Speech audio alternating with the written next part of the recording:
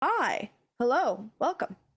Um, welcome to chapter 3 of Gilded Blades. Um, season 2, chapter 3. Um, tonight we have a whole bunch of stuff that's going to happen, so just stick with me. Um, today's we have all of our lovely players here. Um,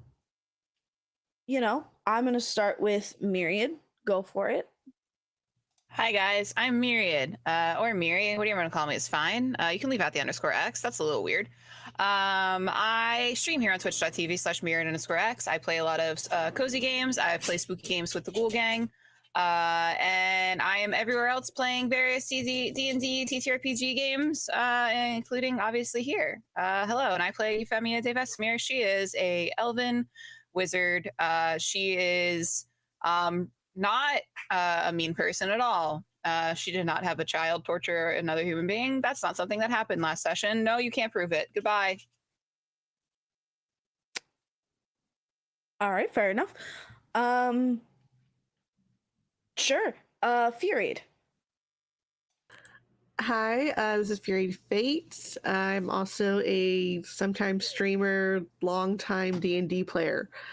I'm sorry, I'm reeling from what Myriad said. Although it is Myriad_X, unlike Myriad_Y, who tries to kill us in the Last of Us trials. So we have to make that distinction. I'm playing Daisy Mae Summerfields, the human cleric, who is very naive and doesn't understand strategic battle planning at all. So there's a lot of vacant looks. That's normal. Don't panic. It's fine.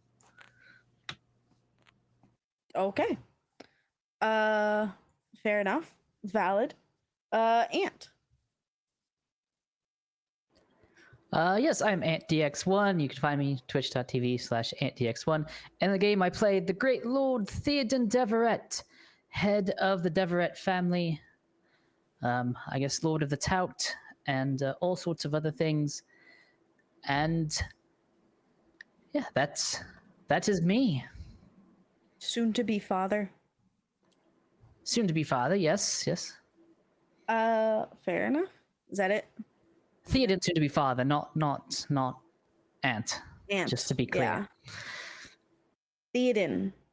All right. Havoc. Hey everyone, I'm Havoc. I'm playing Brooke, the mercenary, and you can find me at Havoc_RPG. I pretty much just play D&D, maybe a couple other games, but very rarely. Mostly D&D, and that's how we like it. Mm-hmm. And Lim. If you would like to, what is this? Okay. Well, that's I'm Lim, the Liminalist. I play games, but nobody watches them.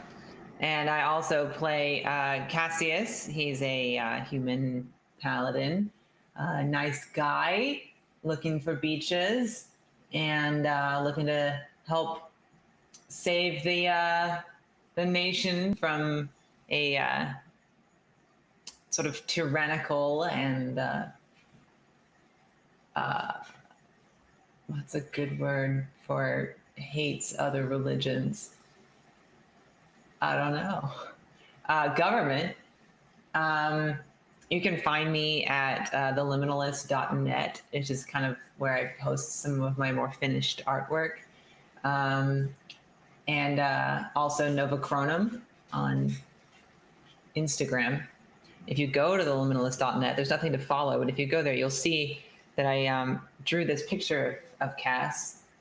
And if you really wanted to know, what you're missing, I just thought that was something that, you could see. And I missed about an hour and a half to 2 hours of the end of last session, and intermittently throughout. So hopefully we'll have a pretty dope recap today. we should. There. We were pointing that camera at nothing in particular in that on that picture. Don't worry about that. Furied, if you want to give us a recap. So much fucking pressure on me now. Okay. So, what happened last week on Gilded Blades? We spent probably the first 30 minutes to an hour looking through Renee's, our current prisoner, sort of prisoner, kind of prisoner, still a prisoner. She brought us all these fun little papers, and we spent a good half an hour to an hour trying to figure out any type of hidden meaning, any type of plan that the current king, the king we're trying to overthrow, what his actions were, what his plans were. Then we finally questioned Renee,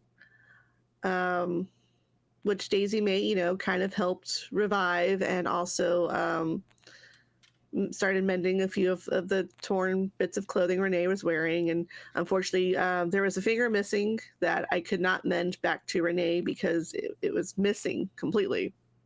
Don't know what happened to it. We're going to assume that damage was there before Renee was captured.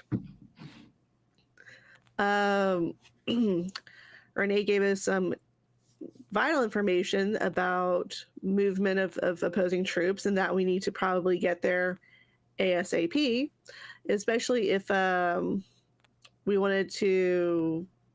Oh God, what was his name? Did we ever figure out his name, or we just keep calling him the curator? The curator, yeah.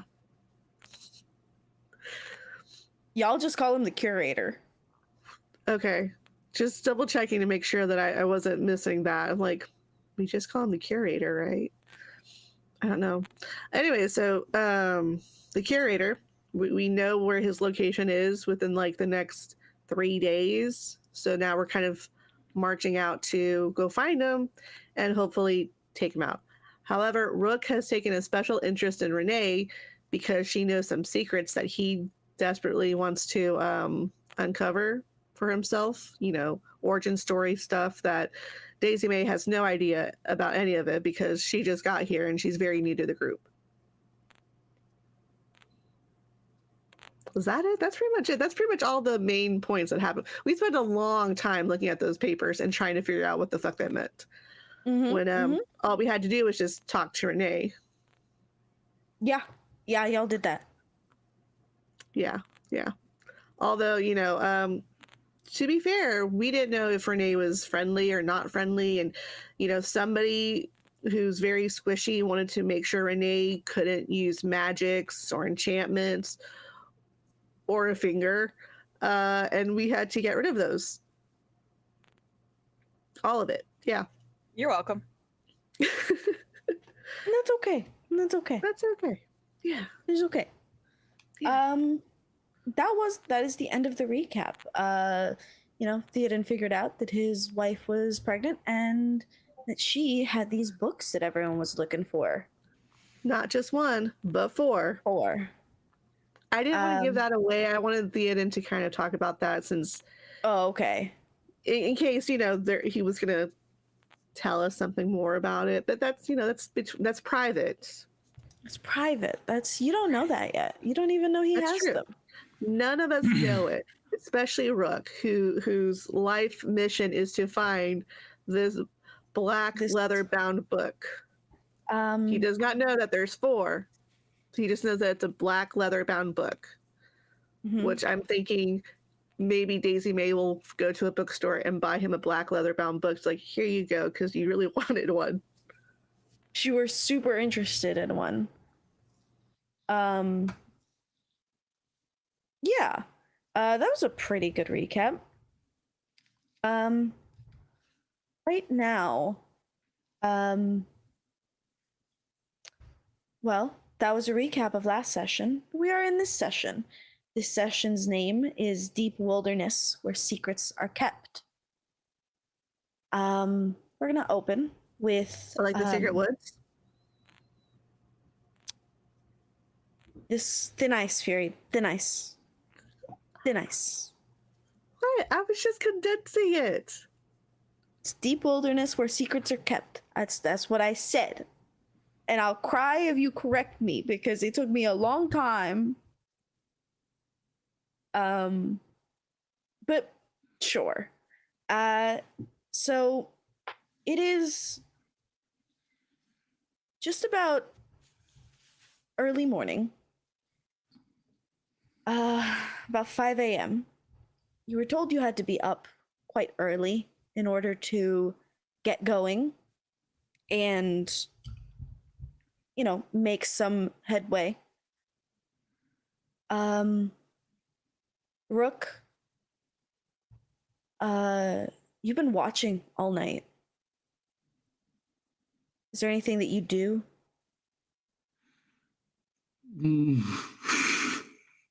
You can. No. Okay. You sat watching her pace back and forth, mumble things to herself as she continues to kind of in her own mind unravel some things, talk to herself, and Saying what? a lot Because of I am paying attention to her. okay. She does say a lot of. Let me open this up. She states a lot. Her brain just continues to she continues to state pom pom pom pom pom pom.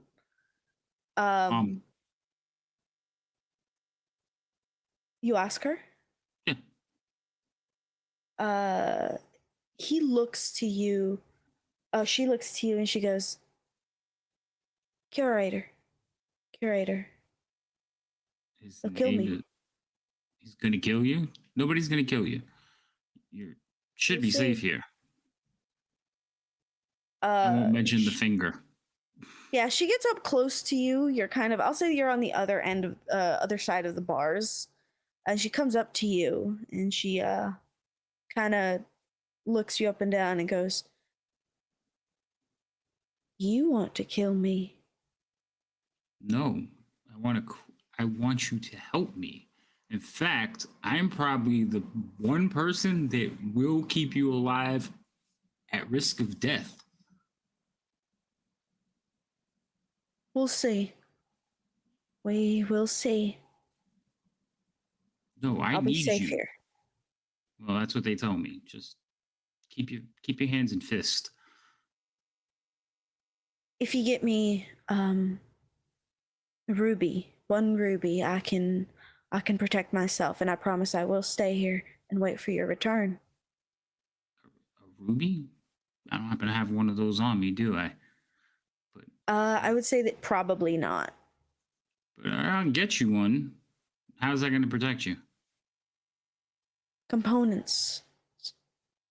Components.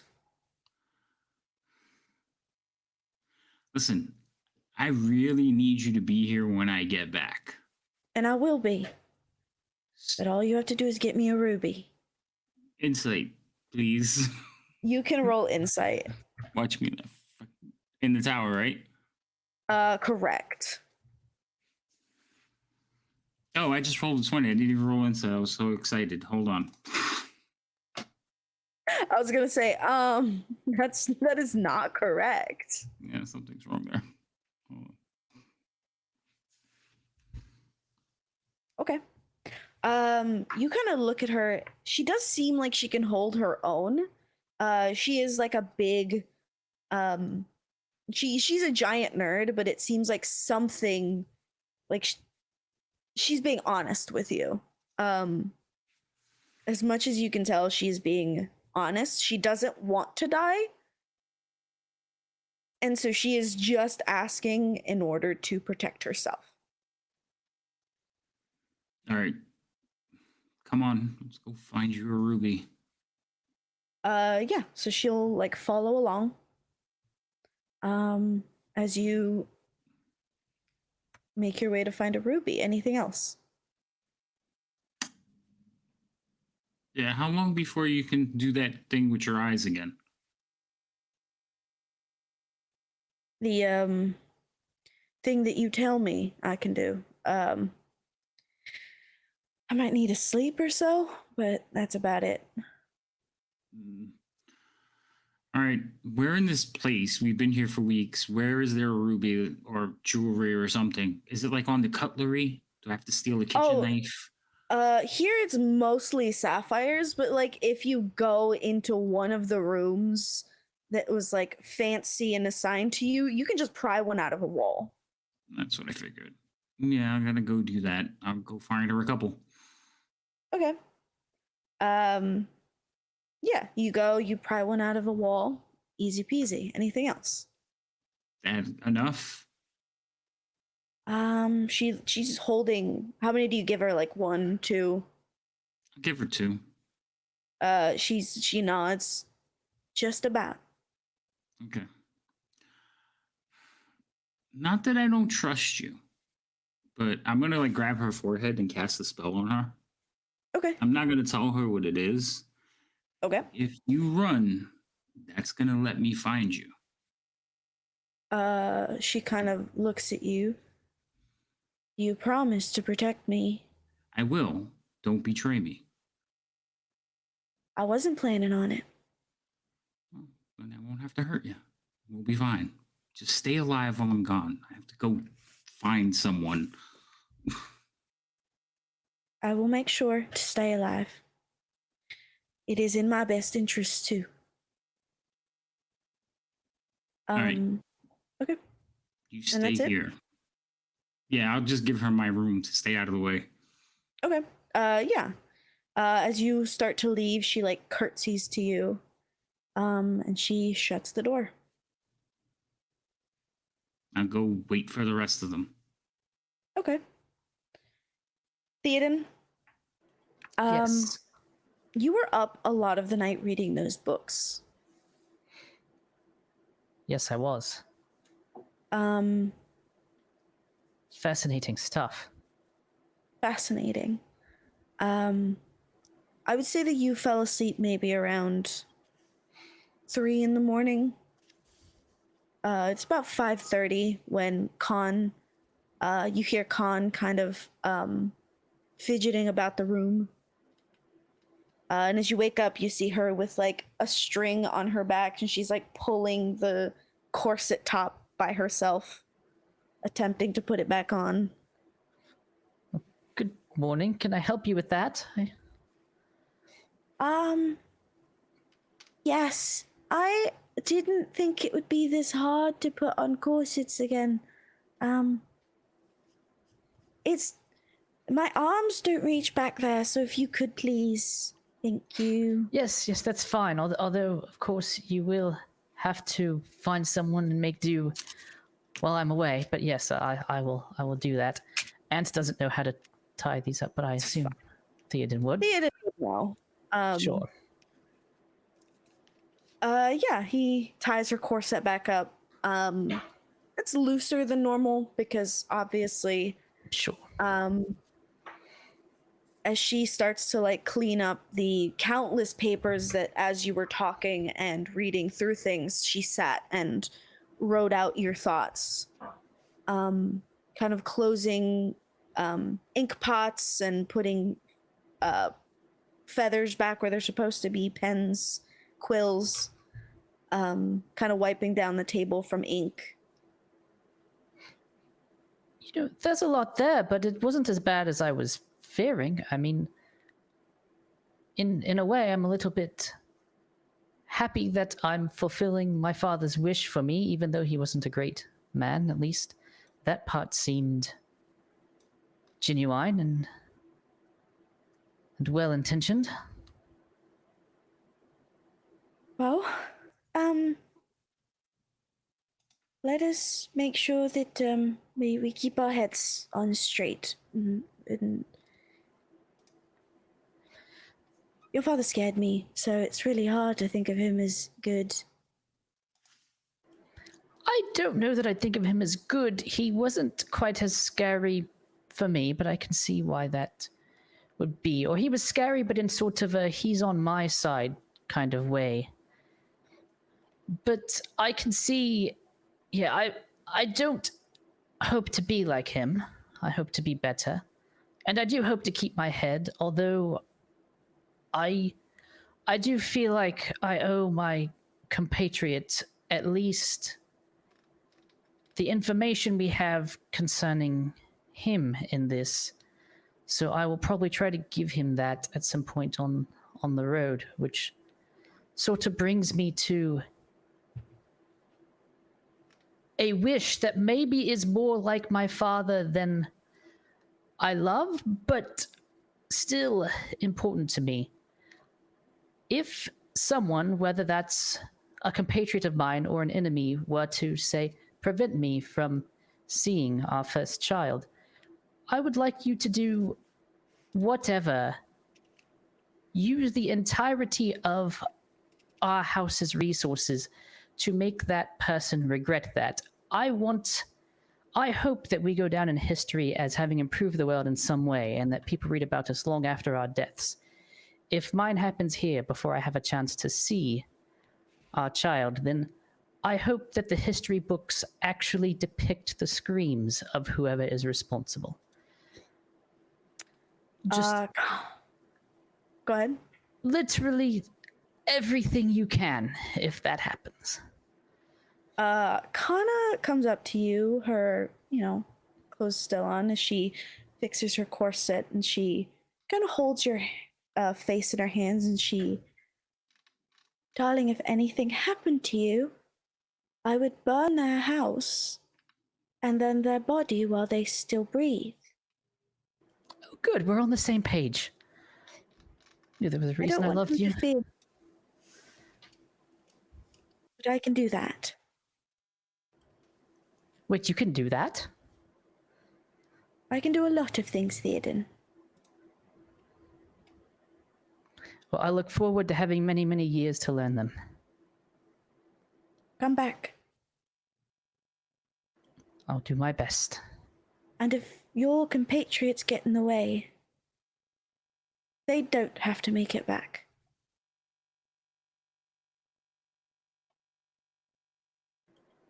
And she Understood. gives you a kiss.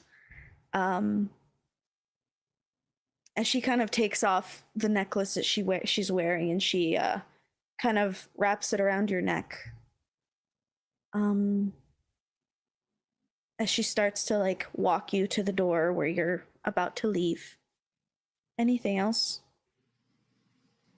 I have a mean question you don't have to answer. What does the necklace look like? The necklace is this coin, golden in color, with a pretty little filigree around it that kind of resembles lavender, but it's more like that, those wreaths that you'd see in anything Greek mythology.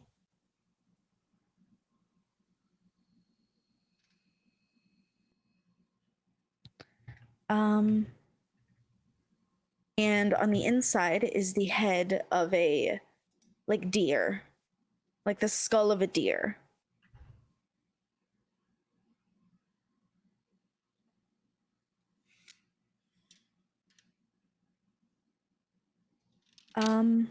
Yeah. Is there anything else you want to do? No, I think that's it. Just prepare to leave. Okay. Is there anything anyone else wants to do? Willow, as you guys all get downstairs, you see Willow packed up, with her bag slung around her shoulder. Belts of knives and swords. Her hood is pulled up as her hair. Most of you would know that she likes to keep her hair naturally curly and in this fro. but now it is in these like tight braids, kind of pulled back. She waits for you all. Where are you going?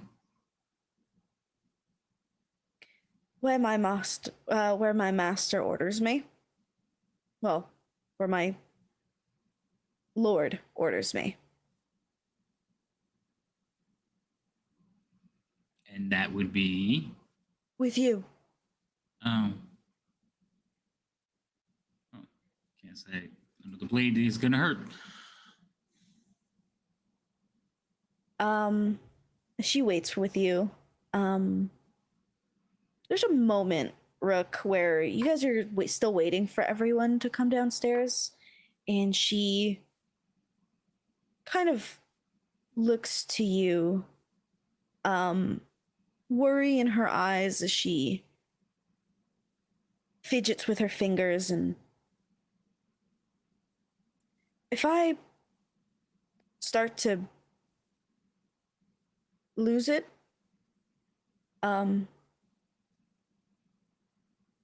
put me down. What do you mean lose it? It's complicated. Think about it like a rabid dog. So if you start foaming at the mouth, you want me to put you down? Yeah. Okay. All right. Why would you think you're gonna do that, though? Again, complicated, but just keep that on the back burner, huh? I'm gonna like look at her like steely gaze and like, listen, you've done a lot in the short time I've known you, and you have earned my respect. I kind of need to know why you want me to kill you. At least give me that much. Okay. Give me 1 second, because she is a fun character. Oh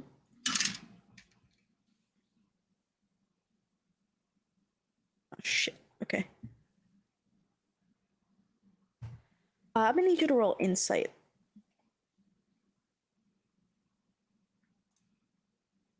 I'm gonna hotkey this one. Yeah, it comes up a lot. Okay. She whispers to you, I've been sick for a long time, and it's getting to its breaking point. And all right, you're not dumb, so I'm guessing it's not curable. Nope. All right. Well, like I said, you've earned my respect, so if that's your wish, I will make it happen. All right, just make sure Cass doesn't see.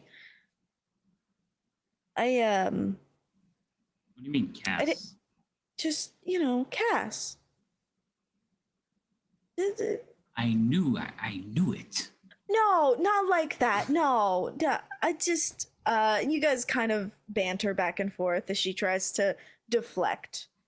Is there anything else anyone wants to do before they go? We're all just like kind of posted around here and waiting to go. Are we like at a camp? No, you guys are outside of the castle at the moment, and then after, if everyone is done with their RP things, we can head over. We can like jump forward.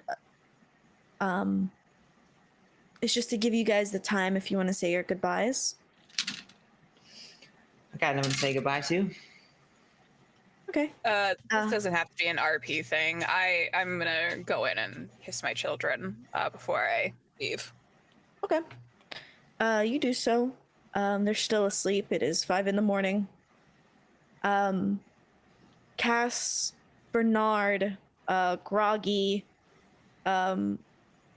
messy hair, still kind of a little bit drunk. Now stop that. You stop that right now.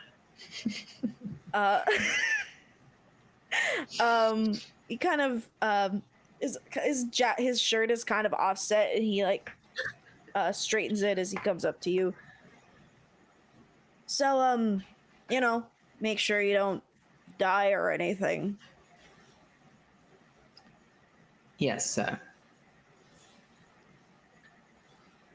Also, you're a good man. Would hate to lose you to a war that isn't even ours. I am inclined to agree with you, sir. I would hate to die in a war that isn't even ours. But moreover, I would hate to die at all. Yeah, it would be a shame to not see you walking into my office every other day, just no clue about the world. I have plenty of clue. Your world is just very different than mine. Accurate.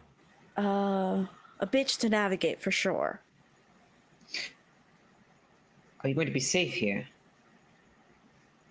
Safe as I can be. I can take care of myself, Cass.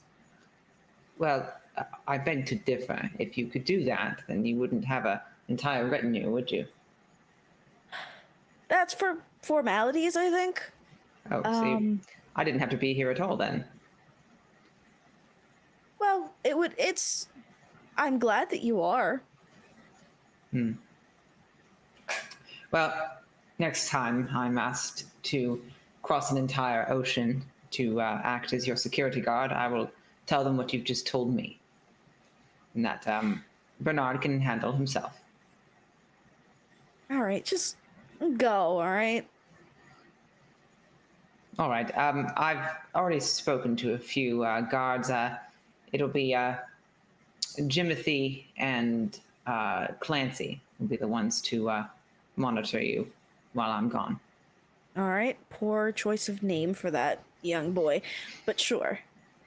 I'm not their mother, but I can assure you they came from as rural and distant a farmland as I did. Cass, I can say this with entirely too much honesty. There's no one like you on this planet. I'm going to take that as a compliment, lest You can. my ego be bruised before battle. He like takes a kind of ornate dagger from his belt as he hands it to you.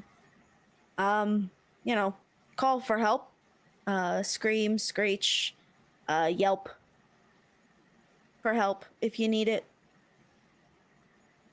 He takes the dagger and looks it over. I'd like to believe that you would have given this to me, regardless of the last sort of affectionate insult you just gave me. But I hope that it isn't an apology. It's not. I just want you to come home. How about this? We'll both go home when we're finished here. Please, I am sick and tired of this place. As am I. All right. He'll give you a hug, kind of tap you on the back and make sure to come home. As he starts to stumble up the steps, he kind of falls over one and goes, "Oh, that was my shin. That was my shin. Ow." And hobbles back inside. Cass just kind of looks at him with a pained look because he knows that he's drunk. And on his way out, he stops by a servant of some kind and says, the ambassador's room. I believe he's had enough, but if you could send someone up there with some, a cool rag, some soap, and perhaps some salts of some kind, he may benefit from it in the morning. Got it. They nod and they take it, kind of walk off into the kitchens and do as you tell them. Is there anything else? Okay. Go ahead. Are we riding horses or a carriage or something? So there is 3 carriages and a couple of horses if you want. So it's more of take your pick.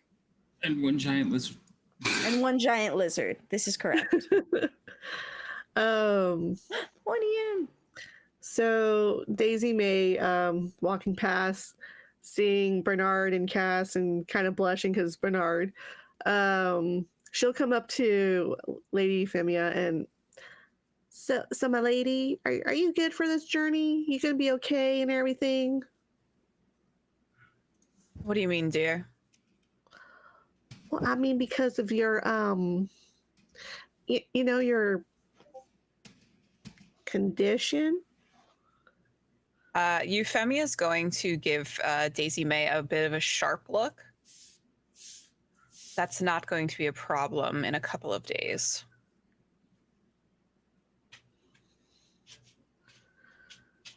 Daisy May's a little confused and tilts her head. It's like, it's not?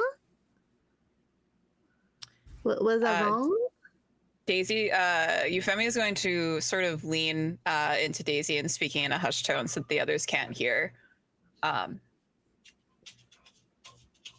know better than most that this time that we are currently going through is not conducive to child rearing.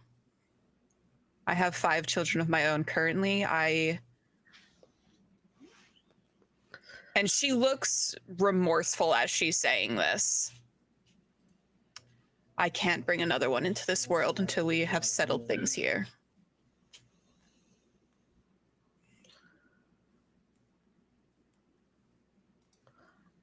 I may not know all the big words, but I do know that the world never settles until it's over for everyone. So it doesn't really matter when you bring a child in, as long as you love them. That may be true for others, but we are in a position of power, and we do not know how long this may go on. To bring a child into this world now, I would be putting myself and everyone else at risk. I simply cannot do that right now. I always figured you to be a stronger woman than that, but I guess if you wanted to be sensible too, that makes sense. Sometimes being the stronger woman means making a harder choice. When you're older, you'll learn that. And she's going to walk away from Daisy.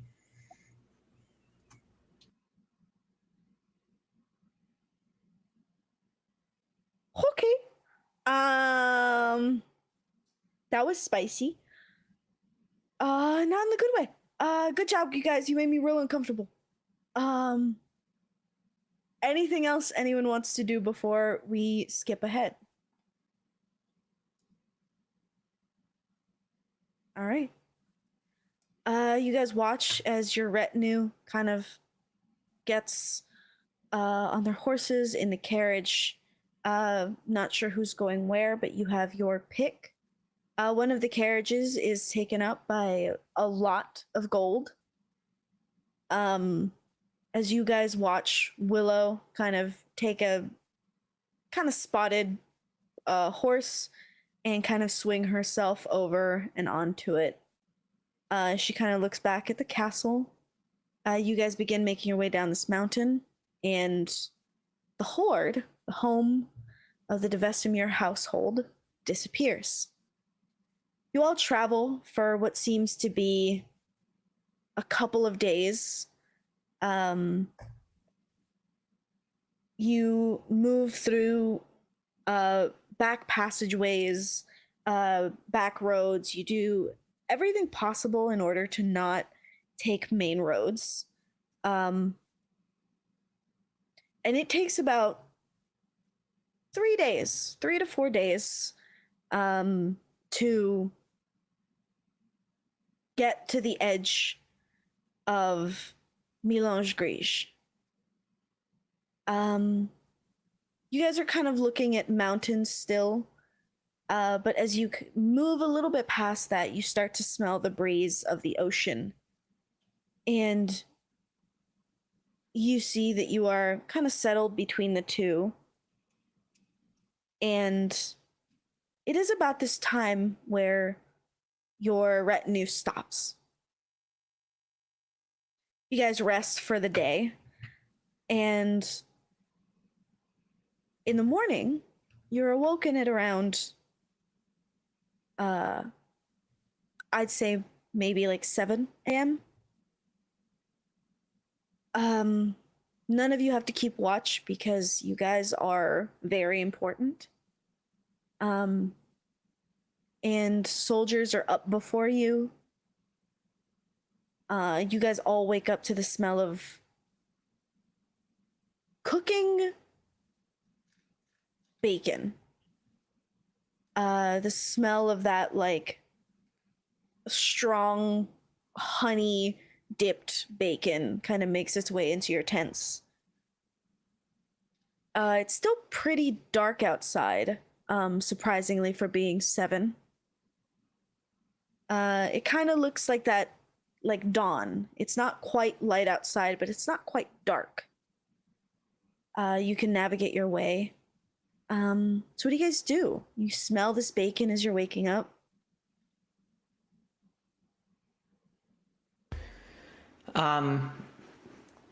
Is Willow awake yet? Yeah, Willow sleeps in a tent next to yours. I want Cass to get up before her and get her some bacon and bring it to her. Okay. You can do that. Yeah, you get up out of your tent and you see that while there are soldiers around, this area that you guys are at is very secluded. It's meant to be in order for them to be able to surround you and protect you. And you see that this figure, kind of in a cloak, covered up, they have a very similar clothing to Willow. And they kind of wait for you. They look up, they're wearing a mask, and kind of this farmer's hat, as black farmer's hat, as they watch you come by.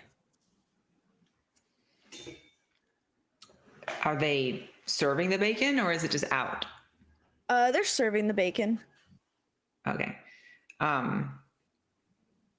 He'll just, I mean, I don't want to like miss out on roleplay, but No, you don't have to. It's fine. He's gonna ask for 2 platefuls of bacon and whatever else they have. Maybe they got some kidney beans from a can.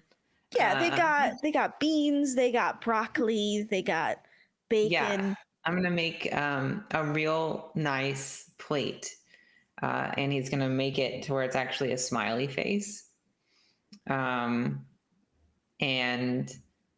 he's gonna bring it to her tent, and he'll just be like, "Knock, knock." Yeah, you knock knock. She's kind of up. She's still groggy, and she's like slipping on her like closing up her pants. And she's like, "Hi, Willow. I've brought you some breakfast." breakfast?" Yes, it's morning. Oh, I forgot this happens around here. Yeah. Thank you. I'll take it. May I come in? Oh, yes. I didn't realize you weren't in here. I was just outside the door. I was putting on my pants. I apologize. I always ask if a lady is decent. Fair. Here you go. And he hands her the plate with the smiley face. She'll take it and she looks at it. She moves some of the broccoli so it looks like hair. He was bald, so I gave him some hair. Yes, my mistake. It's okay. He is happy to see you, and he wishes you a very good morning, and he hopes that your travels will be easy today.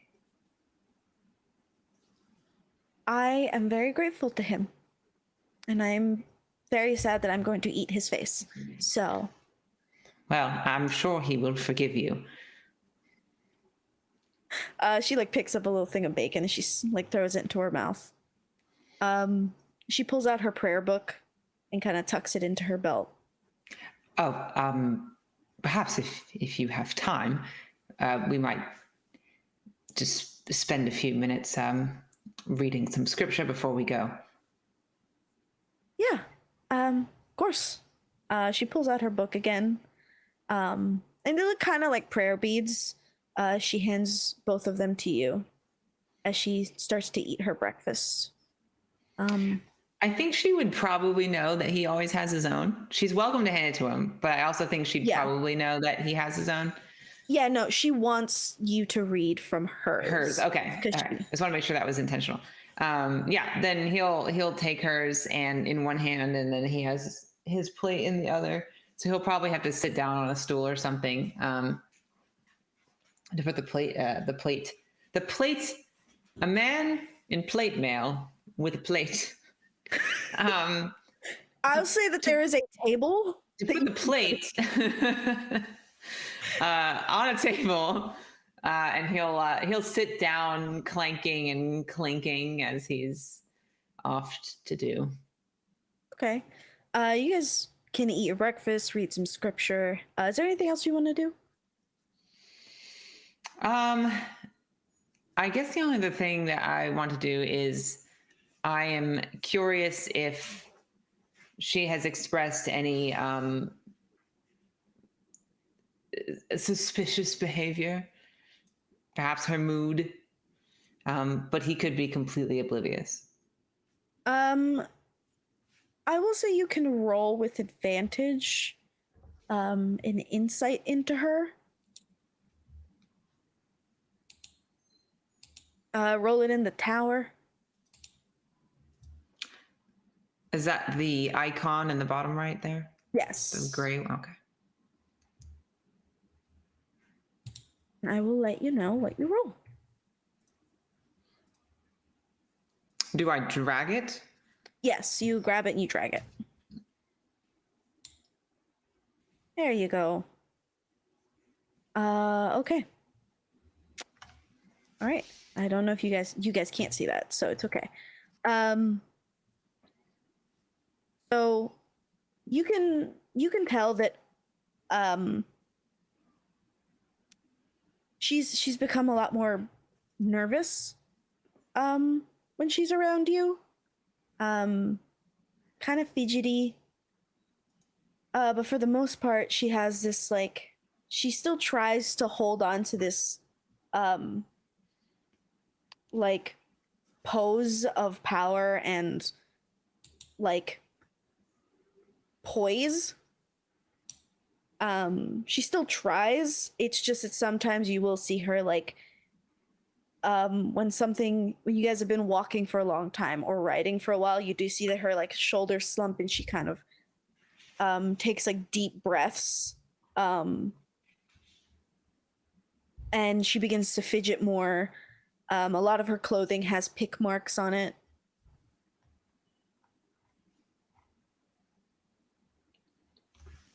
And I'll say that that's what you notice. She does have the occasional like vomiting fit, but that is. Oops. I wanted to read it and not click on it. What does that do? I just clicked it. Detect poison and disease. It allows you to, I believe, tell if somebody. Did you click on the star? Cass, did you click on the star on your character sheet? No. Okay. There you go. Here you go. What? So for the duration, you can sense the presence and location of poisons, poisonous creatures, and diseases within 30 feet of you. You also identify the kind of poison, poisonous creature, or disease in each case. The spell can penetrate most barriers, but it is blocked by 1 foot of stone, 1 inch of common metal, and a thin sheet of lead, or 3 feet of wood and dirt. Okay, I do see that. Took me a minute to get that open. not gonna do it right now, but if I wanted to, would that apply in this case? I would say so. Yeah. Okay, no, he's not gonna do it right now. I just was curious about it. He while he's reading and she's eating and all that, and he'll kind of, look up from his book and kind of like look over to look at her and try to catch a glimpse. And if she looks subdued or something, he may, kind of stop reading for a second to see if she notices, or if she's kind of zoned out a little. It's the start of the day. I'll say that she kind of zones out a little bit. And she quickly like jumps back into it, and she's just done with scripture, or No, I was just watching you. So oh, flattered, I guess. are you quite sure you're all right? As well as I can be. Yes, but perhaps as well as you can be is not as well as you should. We've talked about this, Cass. I am not done with my contract until he says I am. And whatever illness is in the way of that, I cannot stop.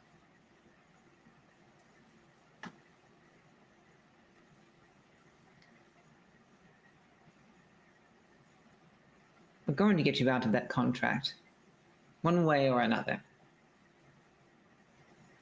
We have to.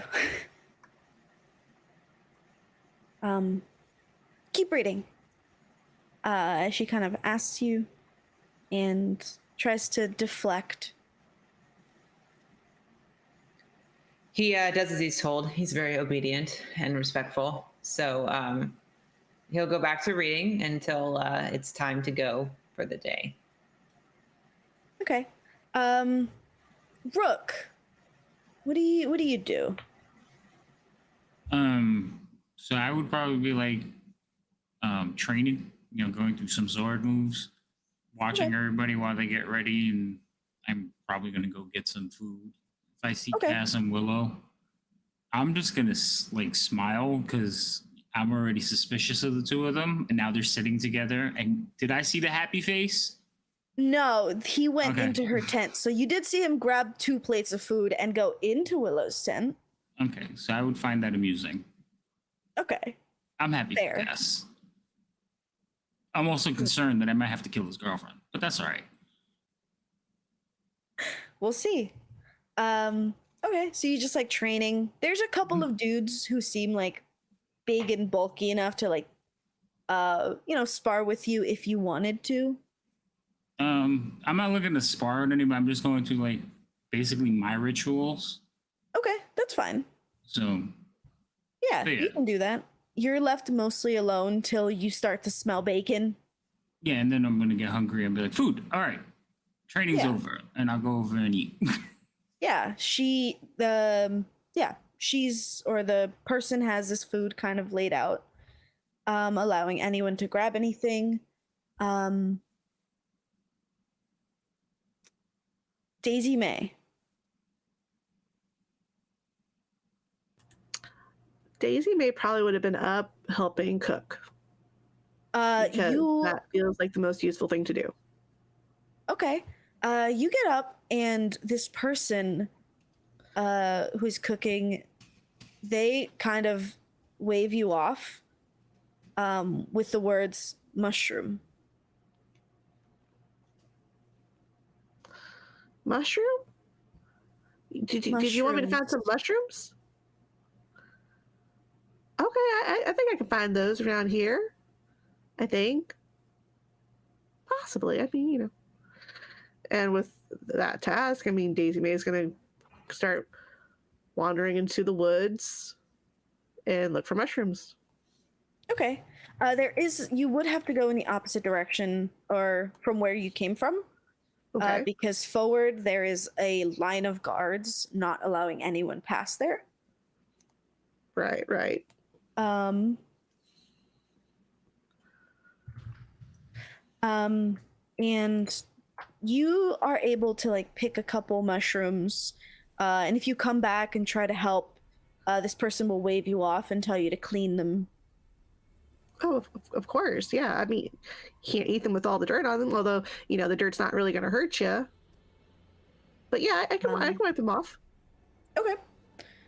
You do so. And they tell you, they like hand you a pan, kind of on the opposite end of where they are, hand you a pan, throw some like lard in there and let you start cooking it. Okay. Daisy May will take kind of 10 minutes to sort of purify the food and drink that's here. Make sure nothing's poisonous, nothing's gonna hurt anybody. Yeah, you can do that. You see Rook coming your way as he is going to grab a plate of food. Morning. Yeah. Morning. Little cleric person. Yes.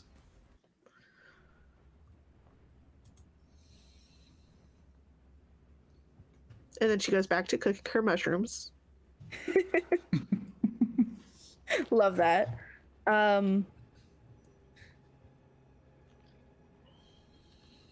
Yeah, so you go back to cooking your mushrooms. You're kind of, for the most part, this person doesn't really talk. They just cook. Theoden. I'll say that you're up around this time now. Okay.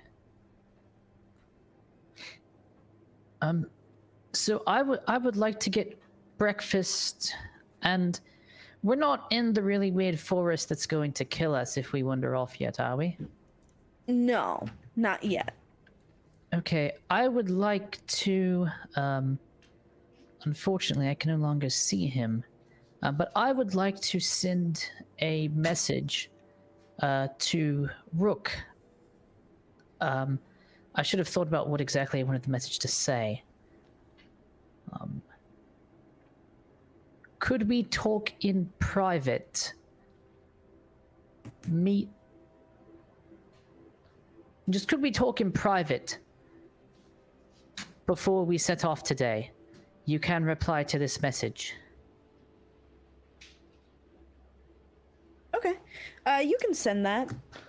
Do you want to wait till Rook is back? Probably. Okay. Euphemia. Yes. You're on your way, for lack of a better word, home. Mm-hmm. You do wake up to the smell of bacon, same as everyone else. Kind of wafts in the air. There's the smell of like cooking mushrooms, grilling of meats and vegetables. There's some fruit out. There's the sweetness of the fruit is so pungent you can kind of smell it. What do you do as you wake up? Euphemia readies herself for the day. She doesn't have much of an appetite between everything going on. The war, having to go back to her, the place she once called home, to the place where her family was most likely slaughtered. She doesn't really have much of an appetite, so she's going to spend a lot of the morning looking over like the maps, kind of plotting and replotting and just kind of like doing things over and over again, and as a way to calm her mind and to distract her. So she's just like making sure that, the way that they know that they're going through the forest. And I believe she would also have Archimedes perusing around. Okay. Archimedes starts to kind of peruse around. He gets a little distracted by the meat, as there is some bugs like on the floor. Of course he does. And he's just trying to grab one. You hear in your head, just one. Mistress, just one. Archimedes, focus. Oh, okay. Focusing. Is there anything you're looking for? So how many people are like traveling with us? I'd say about 20, 23. And are these all people that I would be familiar with? Is there anyone that I'm not familiar with? Yeah, I would say that he probably gave you a retinue that is someone you're familiar, most people that you're familiar Okay. with. It is a lot of butchers. As far as you can tell, it is all of the butchers. Which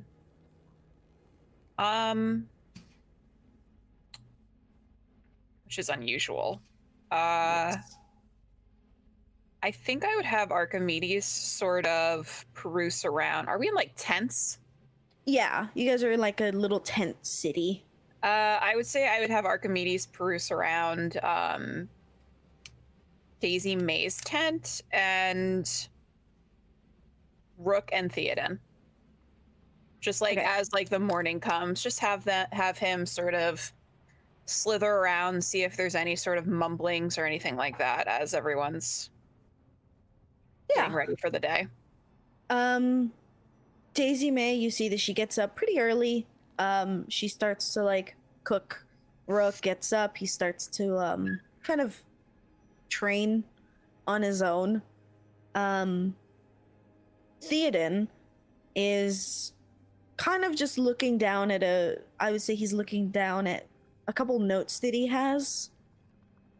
You hear him sigh and then mumble some things. Theoden, I have a question that is a little bit strange, but I promise it's not creepy. Does Theoden sleep in like pajamas? Does he have like a set of clothes? And are those clothes like thin? Sure, we can say that. Well, I mean, what's the weather like? Because I imagine it would depend on how warm he got. You know, if it was too warm, then he might go without the pajamas. If it was cold, he might bundle up a bit more. You know, something flannel or thick something. Yeah. I would say it's pretty warm. It's not like can wear nothing warm, but it is like you want lighter kind of cottony clothes, but I don't know if Theoden would. Okay, so it's TOS following warm. Sure, we'll follow TOS. He has PJs. Why not? Yeah. And the other question is, would they be thin? Would Theoden allow that?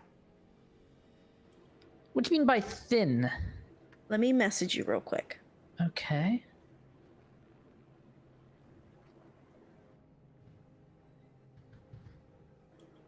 There are like 3 places you could be messaging me right now. I have to look at all of them. I'm doing Fantasy Grounds. Okay.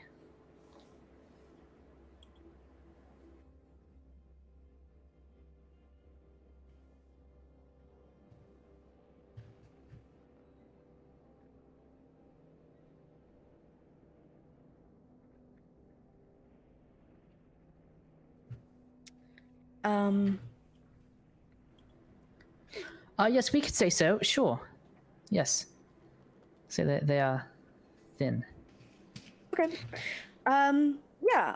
Then Theoden is probably like at a desk, reading over these letters that he has. And Archimedes whispers back to you, "Oh, mistress, I'd say you'd want to see this." I am going to still, as I'm going over the maps, and I am going to look through Archimedes' eyes. Okay. You look through Archimedes' eyes, and Theoden is, weirdly enough, he wears a lot of clothes often, but under that clothes, he's pretty bulky. He's got that, like, swimmer thing where he's, like, big, but you don't really see it. But the more notable thing is that as Theoden starts whispering to himself, you notice that a lot of his arm is covered in this red ink, like you want to say they're like tattoos or something. And as he begins to whisper something, you see that they start to glow, and they are coming from his skin.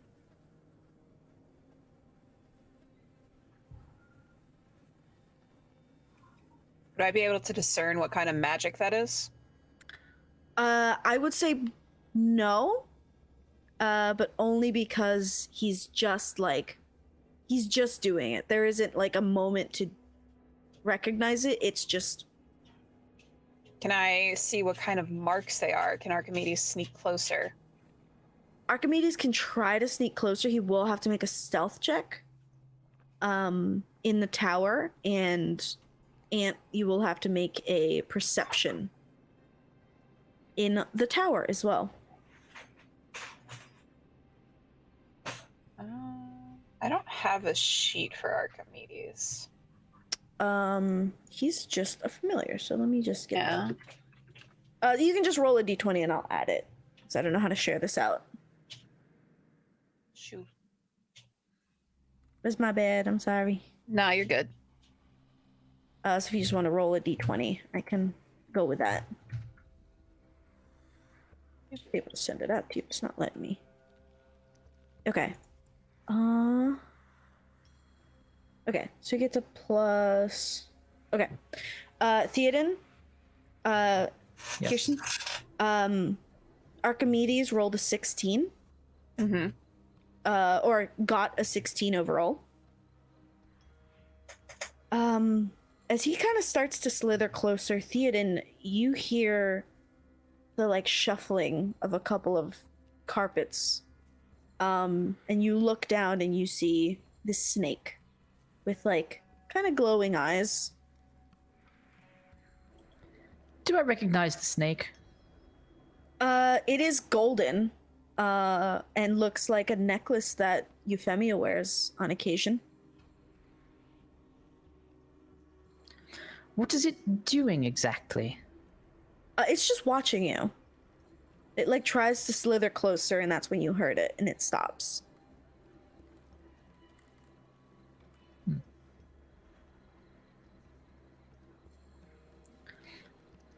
Can I do like, so you know how people who actually seem to handle snakes will like put their arm down so the snake can like slither up and around? Can I like offer the snake like a perch? Just Yeah. you know, yeah, I'll do that. Why not? Does Archimedes get on there? Archimedes will slither up. He slither up. I think Archimedes, knowing that he has been caught sneaking, now he's just gonna play like, I'm a cute snake. I'm just a little baby. Okay, gotcha. Yeah, so the snake will slither up and it'll start like wrapping itself around your arm, allowing you to get a closer look. They're not glowing anymore. Right now they're just these, they kind of look like red watermarks.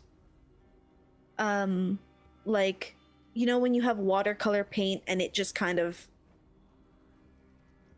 pools at one end and it creates that kind of viney effect? It does that. But it seems to be like covering some of his arm, most of his arm. Theoden the snake just kind of slithers and hisses at you. I want to sort of, if the snake's actually crawling on me, I want to sort of walk like I'm imitating Lady Euphemia. Clearly where Euphemia can see it, so it's roughly good-natured, but it's like, oh look, I'm the Lady Euphemia. I don't know what Lady Euphemia would even say, but just sort of like a good-natured ribbing. I'm having what is it, Silence of the Lambs, like that whole scene in my head right now. Agree. A little bit. You didn't start singing Goodbye Horses. Oh god. Theoden's lost it? Just having a bit of fun. Yeah, you can do that. The snake kind of hisses at you as you start to imitate his mistress. Does he do that to you as well? I'd ask her. Is she close enough for me to talk to, actually? I can't talk through the snake. However, I can message you.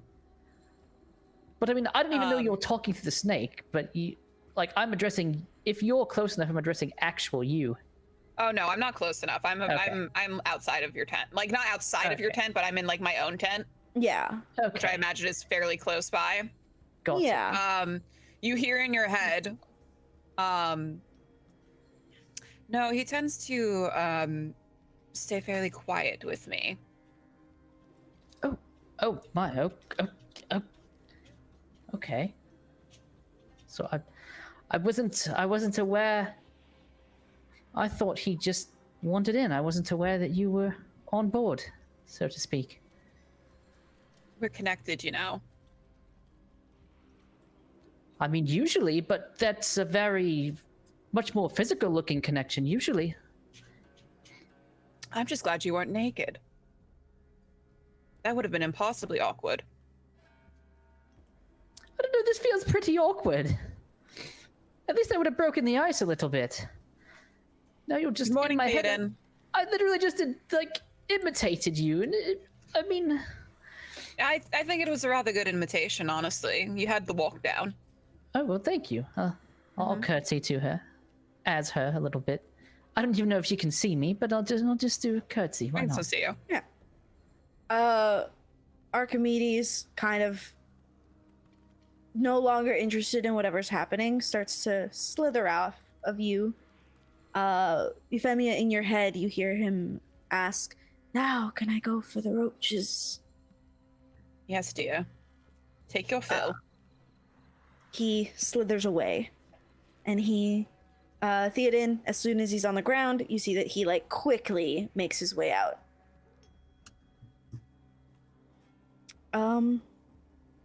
Rook, you receive a message from Theoden.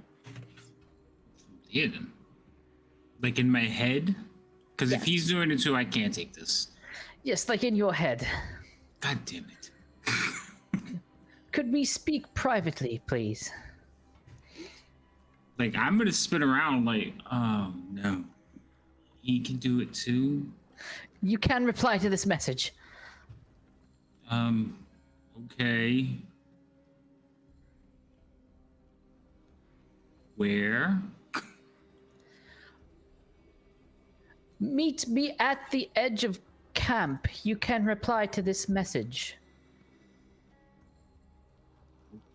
There's, Just meet me. It's like there's 25 8 people. edges. Pick one. Just- North. It's like 25 people. Meet me somewhere and we can walk together to another place where nobody is.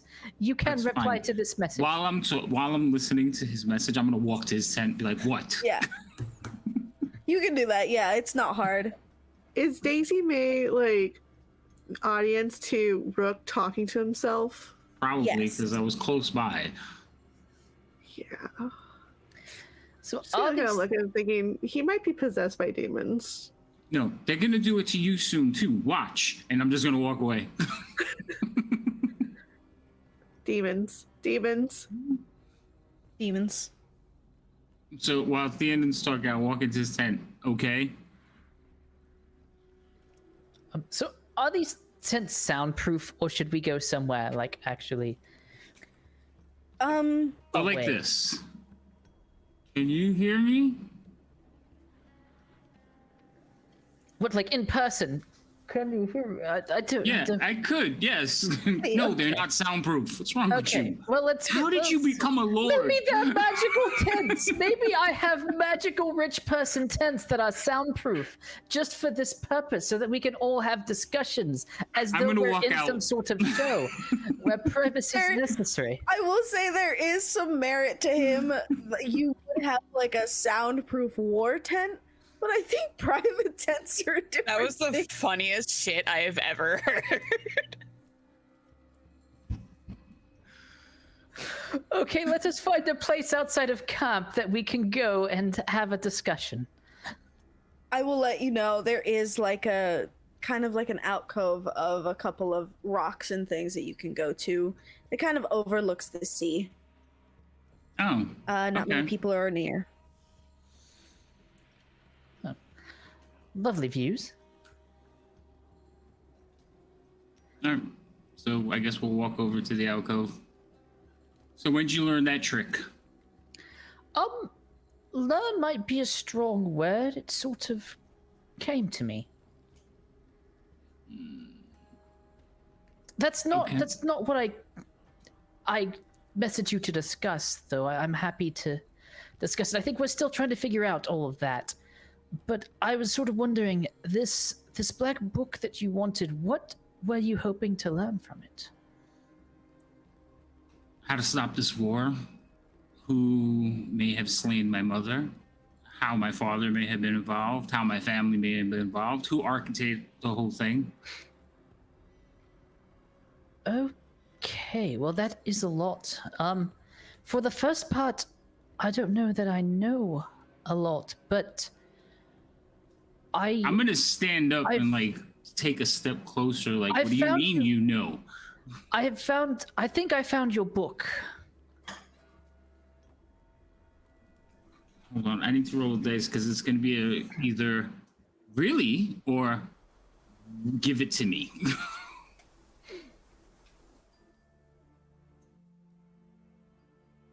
Yeah, he's going with give it to me. Well, no, I don't have it on me. Where is it? Well, that's not important. I've been spending weeks tearing apart that castle trying to find this book. Everyone I know is trying to find mention of this book, and you have it. I don't know how you ended up with it, but I want it. So I don't know if it's the book you were after, but it is a black leather book that does have some answers, but you cannot ever have it. I'm happy to discuss it with you, but you can't have it because it's mine.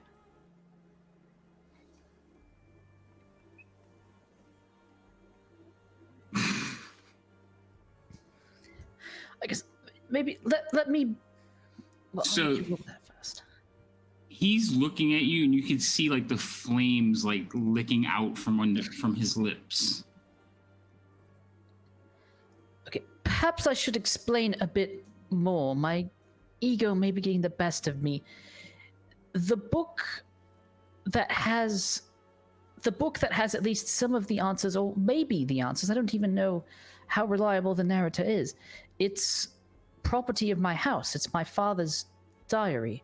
He chronicled things for some historical things that have happened. So I am happy to give you the answers that I've seen that pertain to you, but for obvious reasons, I'm not going to give you my late father's book that has potentially all the secrets of my house.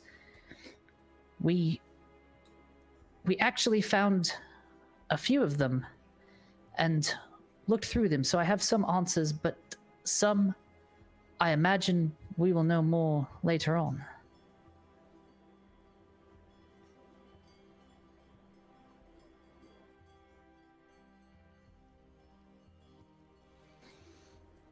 So, would you like to know what I know, or would you like to attempt to murder me here? Go on. So I reserve the right to murder you later. you don't have the right to murder, but that's not a right you're given. We're a party. There's no, you don't have that right. But anyway, so if my understanding is correctly, if I understand his notes correctly, because they were iffy at times. Let me see here. It says now I have to go through and find. So your mother was Anthan, correct? The lady Yeah. Anthan? Yes. Okay.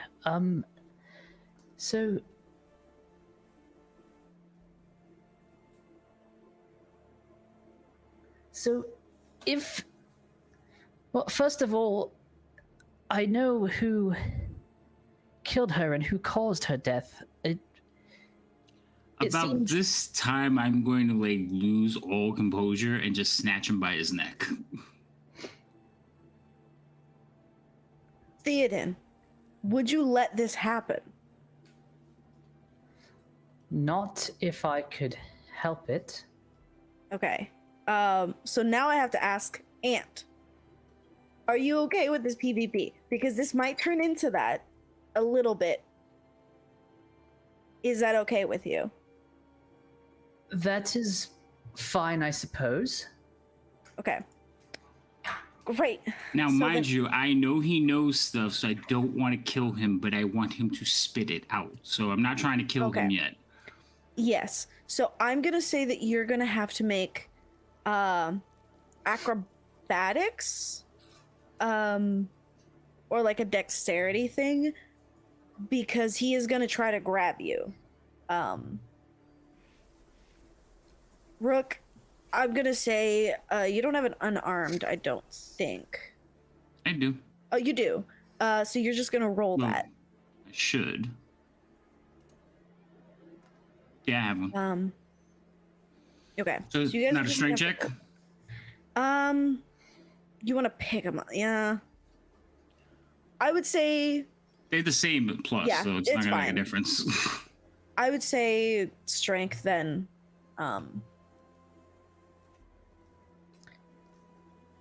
Versus acrobatics. Correct. Because you're trying to get out of his way. Or what are you trying to do? Yeah, I would try to dodge. I'm not sure the action economy, but I would try to dodge. I guess I have a spell. I have Misty Step, so it's a bonus action. So if I could use that as some sort of a reaction, I would. If not, then I would just try to dodge out of the way. I would say that you could. I know it's a bonus action, but I'm going to let it be. Just Okay. because it is a thing that you can do. Although I've got to see real quick, because I have not been a sorcerer for long. I have to see if I can actually even use that yet. Oh wait, was that one of my... Oh, that may have been my Fey Touched one, actually. Yes. Yes, okay, so I definitely can use that. Yes, you can. So yeah, I would Misty Step to a space I can see closer to our camp, and I would attempt from there in general to probably flee the encounter back to camp where everyone is. Yes. So if he does step, he's going to have an instant before I'm on top of him again, because I'm going to do the same thing. Okay. How far are you going? 30 feet? Probably the max that I could go, Okay. yes. Oh god, you guys are fighting. Mom and Dad are fighting again. So outside of your tent, then. Yeah, so outside of your tent is as far as you could go. So 30 feet. Theoden, you get the whole way 30 feet before you see Rook. You hear Rook's footsteps behind you. It's about 3 seconds as he kind of charges you again.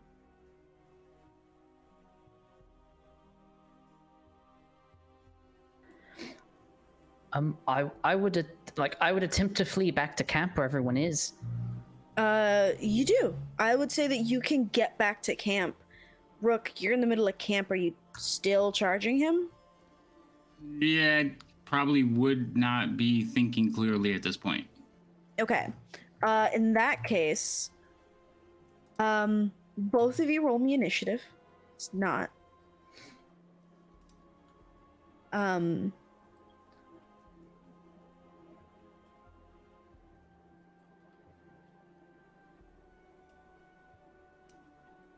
Awesome. Love that. Love that too. Love everything that just happened. You guys can't see what they rolled, but Theoden rolled a 7, and I was like, oh no, Rook is gonna beat him. Rook rolled a 4. So here we are. Yes. So I'm gonna pull up this so that I can keep track. Everyone else doesn't need to be here, so it's fine. Okay. Theoden, you get first. You're in the middle of camp now. Or your guys' camp, where your guys' tents are. You hear Rook rushing you from behind. Rook is already in front of you. What do you do? I'll say he's like maybe 10 feet from you. But he's a big guy. It's gonna take 2 steps for him to get to you.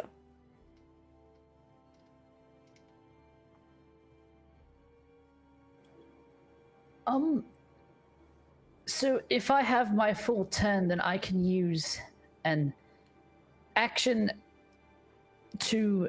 Would he get next attack of opportunity if I were to... I'm gonna say no. Okay. Not this time. So in that case, I would probably use... I don't know. You can say things to calm him if you want to. You don't just have to use your action economy to like attack him. You can say things and hope that that does something. I would, if I can, I guess with being a rogue, I can use movement and then bonus action dash and then normal action dash and basically end up in the next town over in a couple of turns. So I would probably try to get distance so they couldn't get to me. But if I have any space in there in addition to actions to say like, I'm on your side, calm down. Speaking, reaction, you don't have to do anything. But you can use all of your stuff to like get out of the way. So what do you say to him? Just I'm on your side, but you need to give me 5 seconds to say what I know. 1. Okay, more than 5. So you need to 2. give me a few minutes to say what I know without 3. threatening me. 4. there you go. I'm gonna You're try to not put you guys going up to beat it out of me, so try again.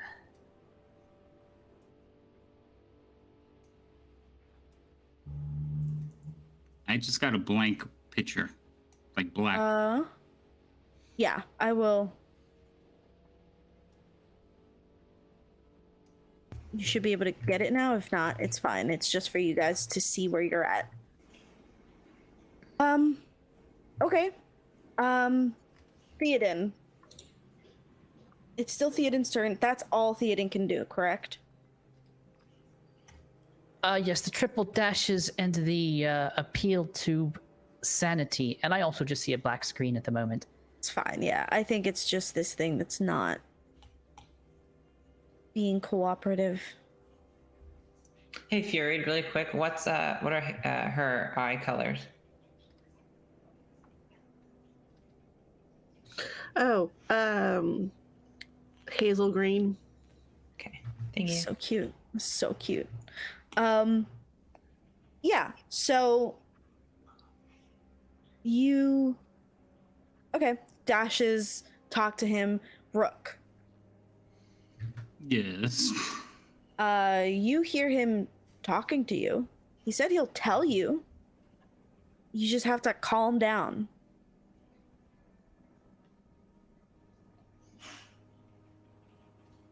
I'm gonna start walking towards him. I am gonna lower Rain, so I'm not like brandishing a weapon, but she is at my side, and I am walking towards him. Not running, just walking.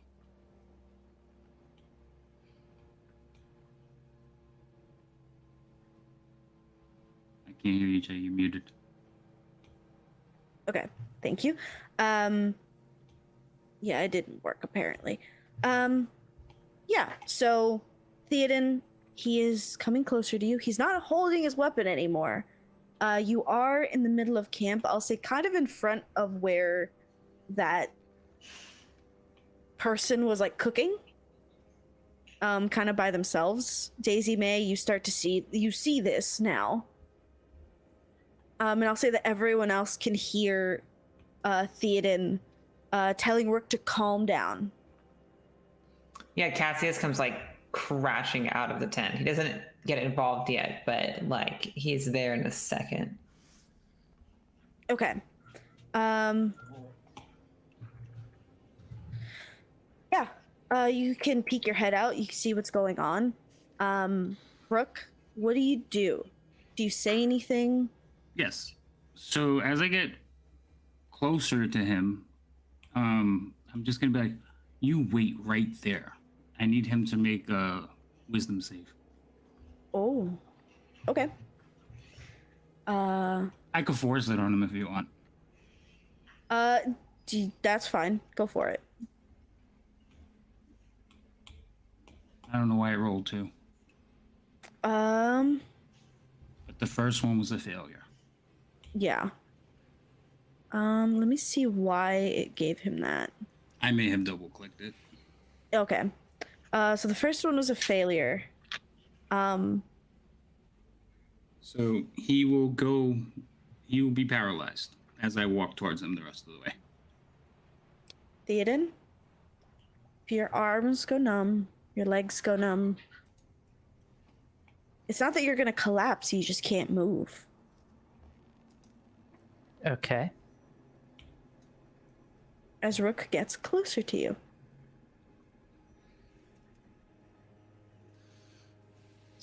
So I'm gonna take Rain and kind of like line it up with his head. I'm gonna remind him how easy it could have been. And then I'm gonna like stand in front of him. You see Rook lining up his axe to Theoden's neck. Daisy Yeah. could chime in real quick. I can't reattach body parts, but I can bring back if he dies. Just saying. Just Wait, saying. you can bring him back if he's dead? Yes. So I'm gonna smile and look back at Theoden. Cassius at that point like speaks up and he's just like, Rook! Stop what you're doing! And starts like barreling towards him. Euphemia is going to come out of her tent and see both what's going on, and she's going to cast Hold Person on Rook. Okay. What is the spell for that? Or the roll for that, if there is any? So it's a wisdom save, but I can actually force him to make an intelligence save instead for it. If you want to do that, you can. So Havoc, if you want to just roll an intelligence save. Hold on, I just want to see something. Go for it. This became wild. What do you expect? Not on the bingo card. Okay, Lim. I didn't think it was gonna be this. I thought I was scared. I'm gonna be honest. I came into this. I was like, I know what's gonna happen. I didn't. You created all of this, just so you know. I This is did. I always created your this fault. chaos. I'm not gonna lie. I'm a little bit proud. Just a little bit. There's So- a lot going on right now. There is. And I don't really want to take the risk on the roll, so I'm gonna give myself advantage. It's one of the things I Okay. have. You can do that. So 18, 17. See An if I can do 18. anything about that. What's up? Seeing if I can do anything about that. Okay.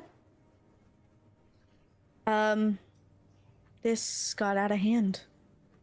What? No. Can I give Euphemia my critical success I got earlier?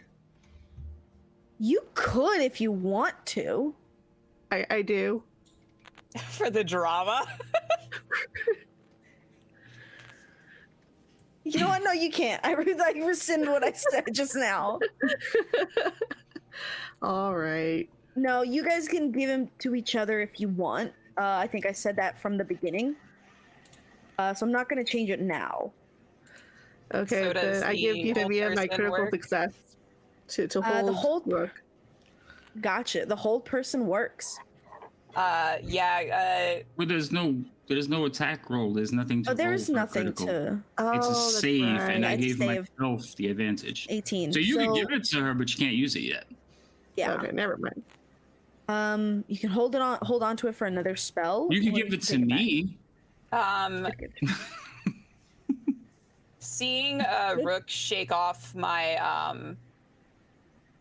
the hold person, I'm going to look at Cass and say, Cassius, get him. Yeah.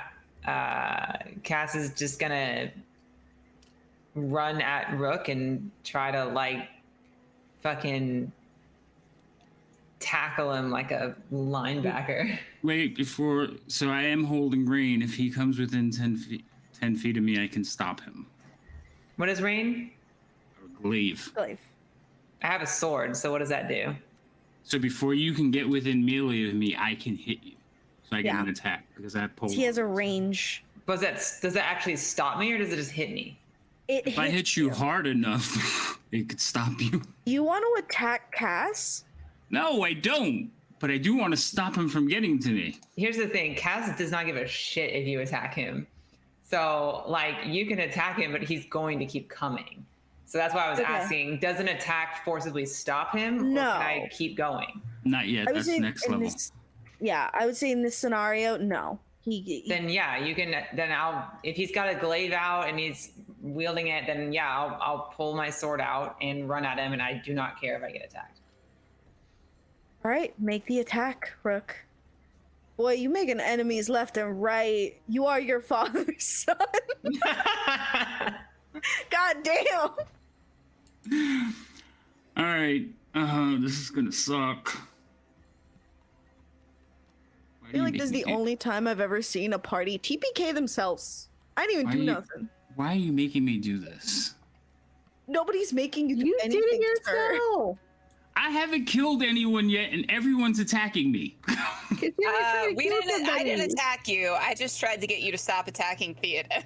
That's fair, but he's attacking me with his sword. Scary woman tells me to do things. You're gonna have to attack. If you want to attack Cass, you're gonna have to attack him. All right. Control click on him in the Yeah, hold combat on. tracker. I was trying to see if I can make this hurt less, but Do I need to be in the combat tracker? You should be in the combat tracker already. So I it's that haven't little rolled thing. initiative. You can roll it since you are. Well, now I'm right after him, so it doesn't really matter. You can just roll it. Okay. I don't know why that gave me. Lol. Um, That was intelligence, not initiative. fighting style. I was like, what? I don't have a negative initiative. How did you do that? Magical. You clicked in instead of Okay, roll the damage. init. This is not gonna stop Cass. It can. Can. So are You we in kill me. initiative yet? Yes. Okay. That is why you're attacking it. Because you're at the bottom of the initiative. I am last. Yeah, you're right. I know what I'm doing. Sometimes. On occasion. On occasion I know what's up. Sometimes. Sometimes. Oh, not all the Okay, just sometimes. you need to do me a favor though. So Cathius has an effect on him, and he's prone. That's why I got initiative. I mean, that's why I got advantage. Gotcha. I was looking at So yeah. I was trying to there. figure out why I got advantage on him. So he has effects on him that need to go away, or else it's going to be a beat. Yeah, I'm not like healed and stuff from, I don't, or maybe I There you am, go. but okay. You should be. Also, I have detect poison on, which shouldn't be on either because I didn't mean to click that. Yeah, it's okay. I'll just delete it. Boop, boop. Now, in the essence of fairness, I may have not hit him without advantage. So do you want me to roll Okay, it so again? just roll it again, yeah. Okay. That would make me feel better. Okay. So that probably misses him. That does in fact miss. Cassius, you see that glaive come at you. And as it does, it's not that it doesn't hit you, it hits you. It just doesn't stop you. It hit my armor. hit your armor. So he like clipped you. So I haven't used any spells really before, so Yeah. Give me 1 second. Rook, is there anything else you want to do? oh yeah. I'm kind of done on my actions. Okay. So wait, hold on. Sure. Yeah, because I cast the spell. The only thing was him when he came up. It was a reaction. Go back. Okay. That's my bad. Okay. So there you go. Cass, you're up. So I've never used anything like any of these attack abilities before. Okay. So do you have to, is casting them an action and then it's your attack is your second time? Or Oh, good.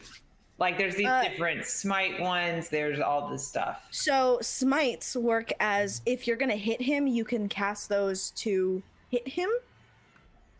If they are, I believe, a bonus action, think some of them are. Or cantrips. So you can, in effect, use them. If you're gonna cast just a spell. So some of them say, like, they say casting time 1 bonus action. What is that? Means that is something that you can do before you take your action. Before, okay. Yeah, that's what I was curious about. That's my bad. I need to take people off the combat tracker. Mistake.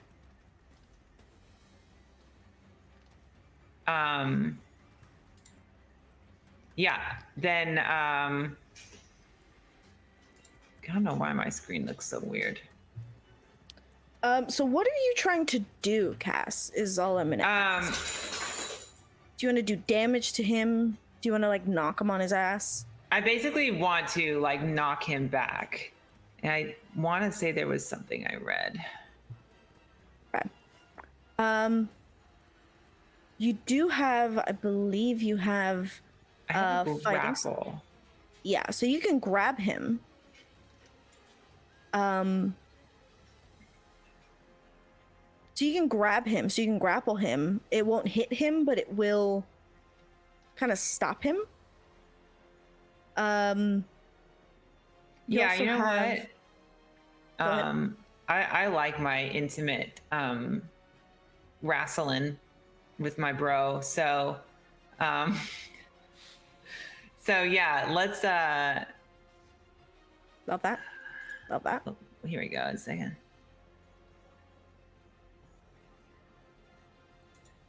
Yeah, so I'm gonna attempt to grapple him. Okay. So that's gonna be, I believe, a strength check. I don't think it's athletics. Let me just double sure. Is it athletics? Okay, you're gonna have to roll athletics then. Sorry.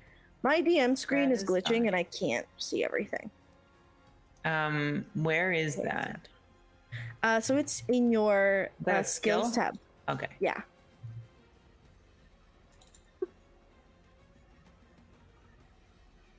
This is a pretty good. strong boy. This is very strong. For boy. once, Jesus, I've had the worst luck with it. And then Rook, I believe you're just grappled. I think you can make a I'm grappled. athletics. Yeah. Okay. Cassius, you drop your sword. Do you just grab him? Yeah, I like as I go in, I was like, basically the way it was is when he had the glaive out, Cass had his sword out, but when the glaive hit his armor and he got within like reaching range, he dropped his sword and just like continued forward in kind of like momentum. And is just gonna basically try to, now he's taller than me by quite a bit, so kind of I can't like grab him around like the neck or anything, so it'd be kind of just like slamming the shoulder chest region into his like chest and like grabbing him around the middle like a football player. I will say, if you want to make this like work, you can like kick him down to his knees so that he is about to where you can grab him. He's not prone. He's just about your height. I like to think that Cass just has a lot of weight and momentum behind him. So Okay. we'll that just works. hope that works. Okay. Rook, you are grappled now.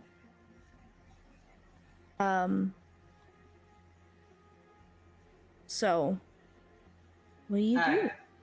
Cass will say something when he is grappling him, and he's just going to kind of be like, what are you doing to Theoden? And that's it.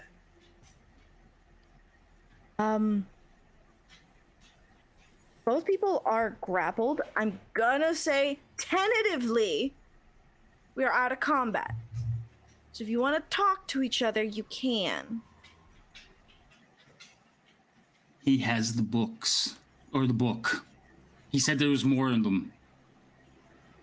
Who cares? You can't threaten Theoden. Why not? Why not? Because he's our friend. You can't talk. I can't talk still. This is for a whole I minute. seethe. 1 whole minute. You can seethe. I will say that, like, I'll give it another couple minutes and then you're fine. Or like, I didn't hear the last part of what Cass said. He's our friend. Yeah. So, if you knew I was hunting these books, as a friend, would you have hid them from me? Yeah, that's what I thought. No, listen here. I'm gonna turn and like break my hold from him and like walk away.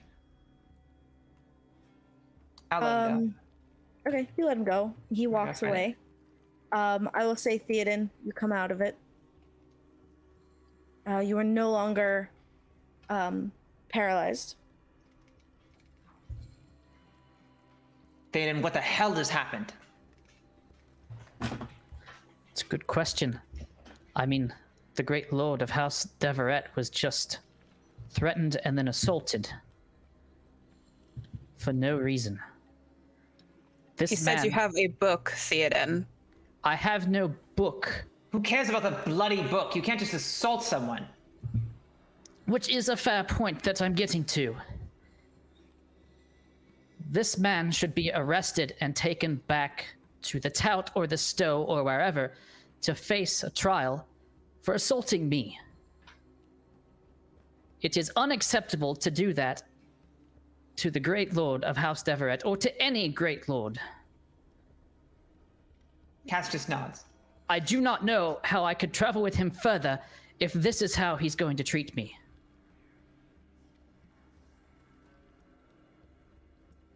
I have to agree with the great lord. Can I do an inside check on Theoden? Yes, you can.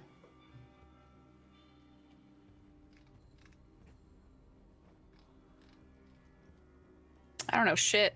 10. Oh no, Daisy May took back her 20, correct? Yeah, I take it back. Okay. Take it back now, y'all. Okay. 10. You get nothing really. He just seems kind of pissed.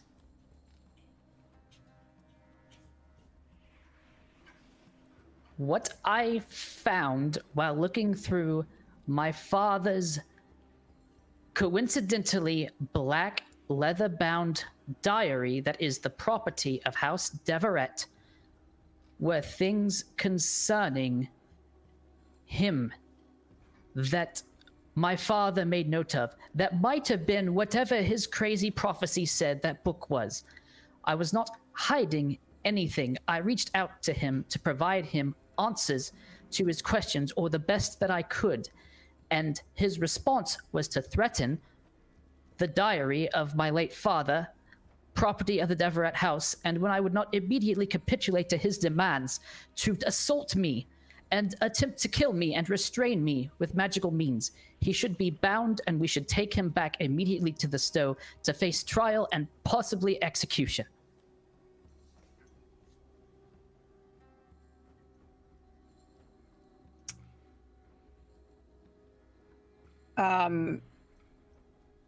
Euphemia is going to look at Theoden and look around at where they are.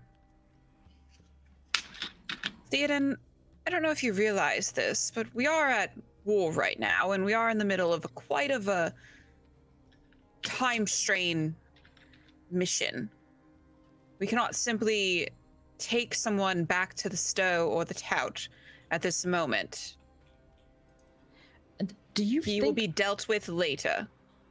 And how will we keep him in line while we're here? I'm not safe with him walking around. That is clear to me. If you do not want to send him away, then I probably have to leave. We're not safe anywhere. Us right now here, we are not safe here. We are not safe wherever we go. 5 seconds ago was the first time in this whole ordeal that I genuinely feared for my life. Willow will pipe What up. would you have me do? Talk it out with him. I don't have anything to say to him. The way you get answers is not by threatening anyone, especially me. I was being genuinely forthcoming with what I knew, and he would not give me 5 seconds to organize my notes even. I have nothing to say to him. I have nothing to talk out with him. That's not how you get answers. From me, for sure. Is that how you get answers from you? So your solution to violence is more violence then? What's the problem with My that? solution to crimes is a fair trial where the guilty party can have his say and punishment can be doled out accordingly. You'll notice one of us attempted to strike the other. It was not me. But what is your answer? To give him what he wants after he threatens me? No, my answer is for you to talk it out, like adults. And not be squabbling like children. Because all I see right now are two children squabbling over a book. That's a bit unfair, Euphemia, with all due respect. You know what I don't Rook think is it is. I capable think of. we have bigger things to worry about than whatever is going on here. We need to get to the gauntlet. We need to find the men that my father had. There's a war going on. I'm not going to stop all of that because Theoden feels slighted in some way. You minimize, madam. He attempted to kill me. That's not slighted in He some did way. not I don't attempt feel to kill slighted. you. If he attempted to kill you, you would have been dead, Theoden.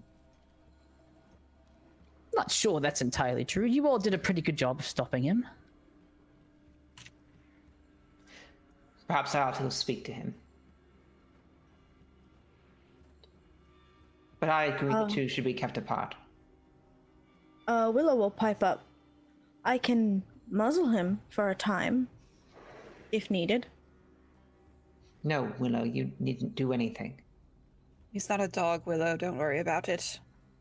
But he's acting like an animal. Cass will follow in Rook's direction. Willow will grab Cass. Do you want me to go with you? He's upset, understandably, but he may lash out. I'd rather him take his anger out on me than anyone else here.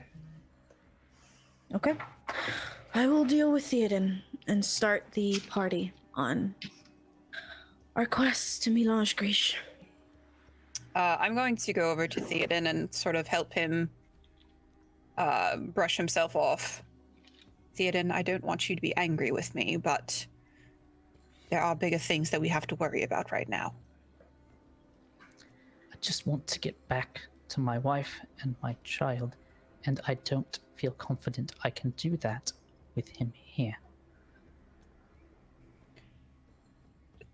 Euphemia is going to look at Theoden and sort of soften, and she's going to put a hand on his shoulder.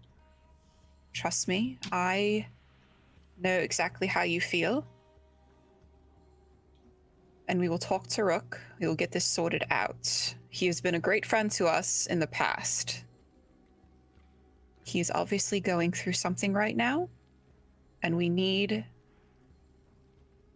his help. The connection he holds to the Raylon could be invaluable to us.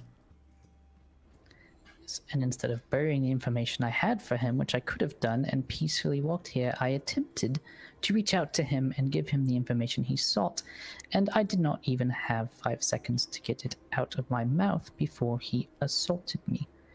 He has not been a good friend to me. That was the first one-on-one conversation we've had in isolation, and he assaulted me.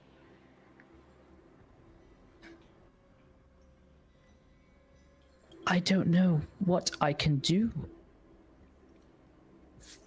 to help with this. I will have 2 red swords on you at all times. You sure 2 is See. enough? 2 is more than enough.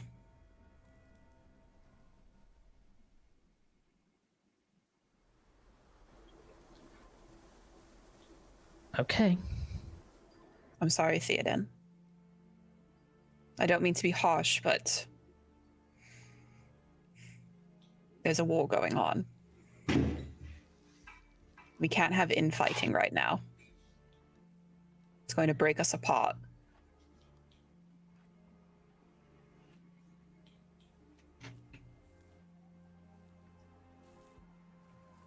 Okay. Cass, do you want to talk to Rook? If I can find him. If Rook is off on his own, then he's welcome to be alone. He's probably back at the rocks looking off the cliff. Can I find him? He's not hiding. He's a big red dragon. It's a big red dragon. He's real hard to miss. He's the only one here. Yeah, Castle kind of walk up. He's picked up his sword since and sheathed it again, and he kind of gingerly walks up behind him. My lord? Since when do you give me titles? Since I'm very concerned about your well-being and mine. We're fine. You're only doing what you're trained to do. I suppose you're right.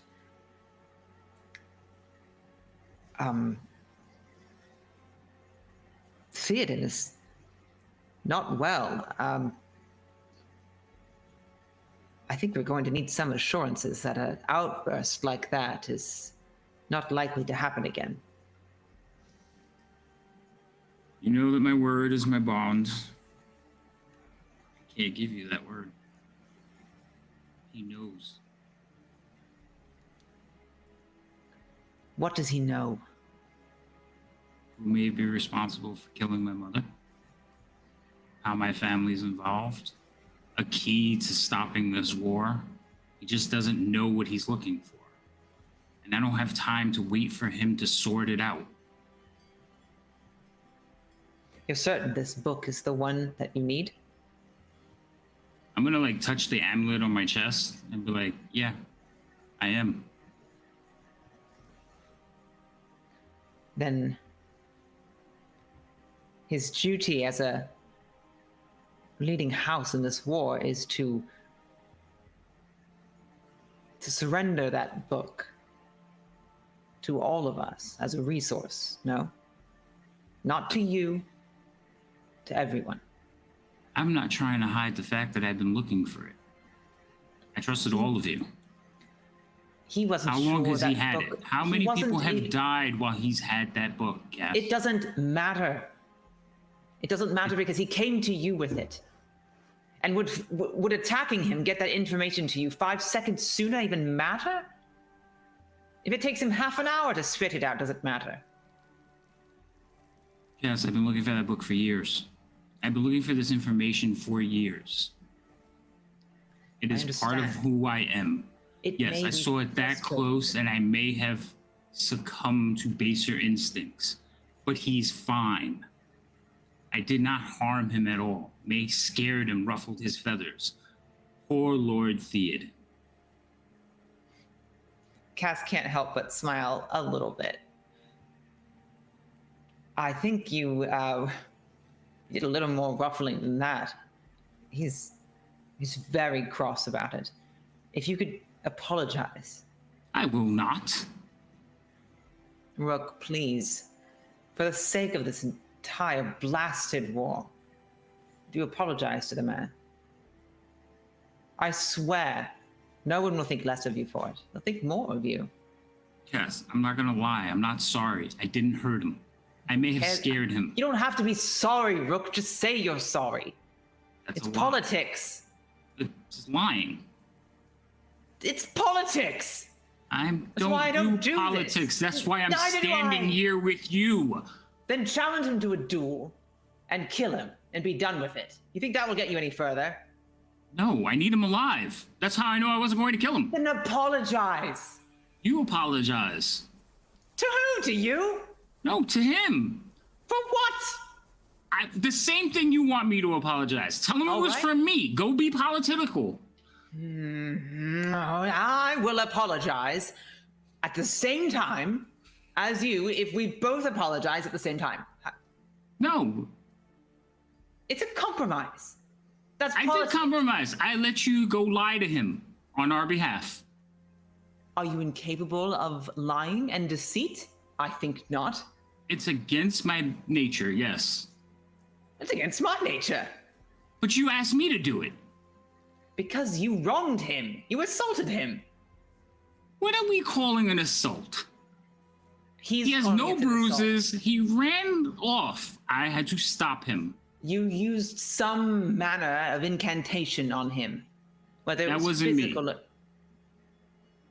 What? Long story. He's fine. Well, it didn't start hurt him. talking. I think there's time. We're wasting enough now. Let's just say there's more to Rain than you know.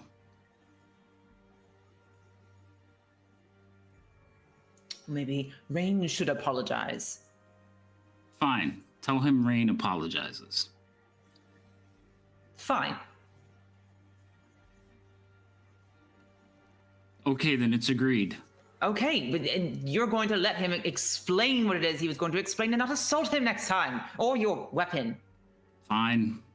Fine.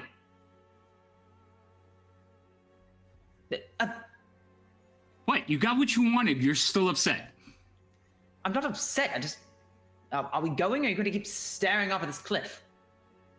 Fine. Fine. I'll follow behind Cass. We go back. Theoden, where are you? Probably in camp. I'm not going to be by myself. I should probably just hanging out Pretty there quick. with the Um, red swords very nearby. Yeah, it's not hard, and it's pretty quick. When Willow hears Euphemia declare this, she's gonna give you 2 red swords. The woman or person who has been flipping meats and making food kind of stops, throws it on the table, and stands beside you. Willow kind of ushers one over, and they both become yours. Wait, so the red swords were manning the cookout. The red swords are everywhere. I see. But this woman is not wearing the clothes of a red sword. They have like this black hood over this black like hat. They're kind of covered head to toe, almost like a shadow. You can't really see them or their figure. And then the other one is like big, strong, red doublet, black armor, just strapped to the nines. So you have a very small kind of shadow of a person, and then you have this big beefcake. And wherever you go, they start to follow. And you see Cass coming back with Rook in tow.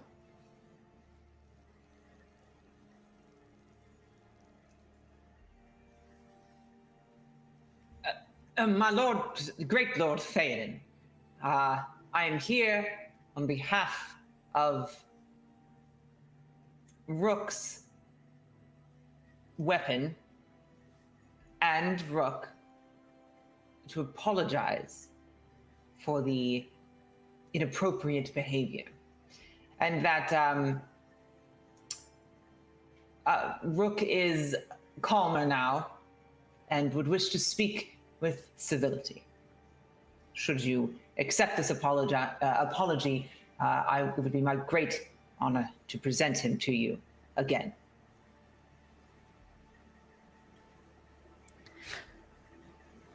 I think the apology would be better received from him. But we can speak if you insist, as long as all of you will promise to ensure my safety. He is a big fellow, but I trust that between the lot of us, we can probably manage to keep everyone alive. He assures me there will be no harm to you. I look at him. Do you assure us all that there will be no harm to any of us in this discourse? At least for now. I like nudge Cassius.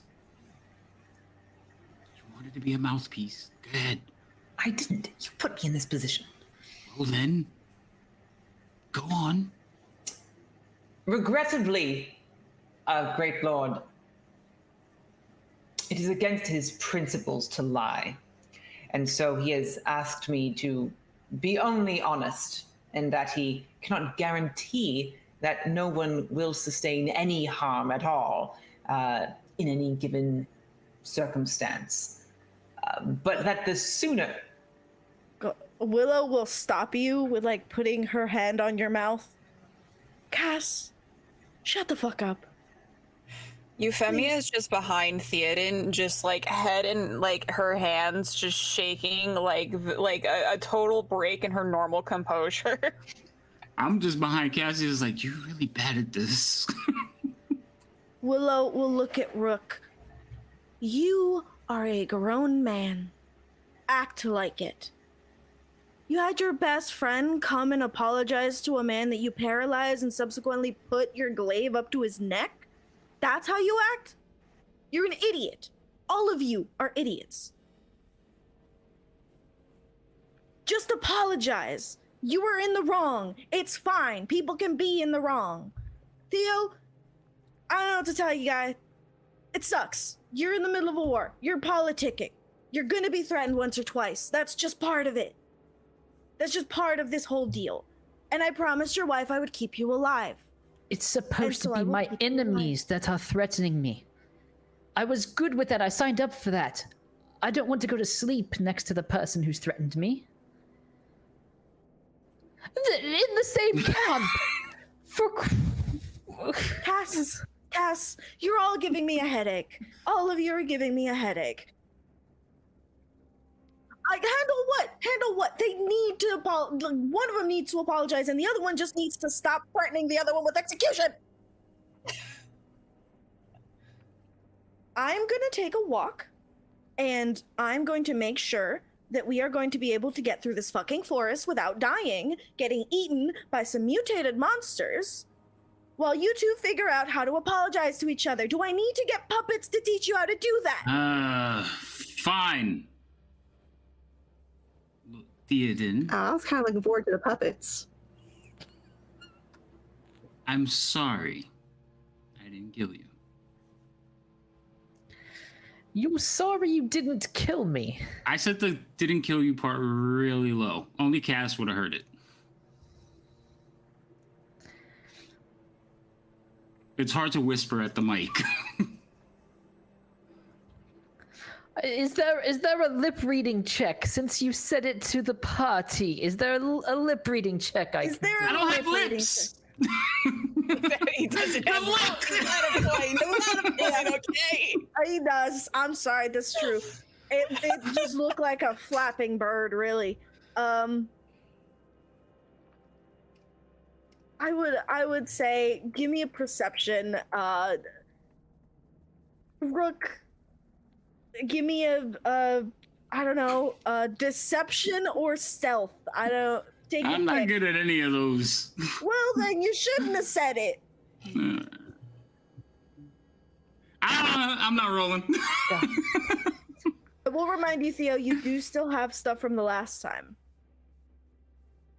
You do have a nat 20. I'm not gonna use my inspiration just to get one up on the Rook. Okay. There are better uses for that, I'm sure. Okay, make it.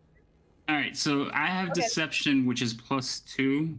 I'm not proficient, but it is sorry to +2. interrupt. Can Lim, can you leave and come back? Mech doesn't see you in the call. Uh-oh. Thought he did. That's fine. Oh, I rolled a 21. 21. That's you can do it secretly. That's fine.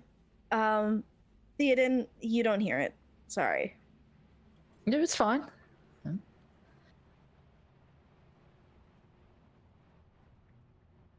He apologizes to you. Oh, now Lim's frozen for me.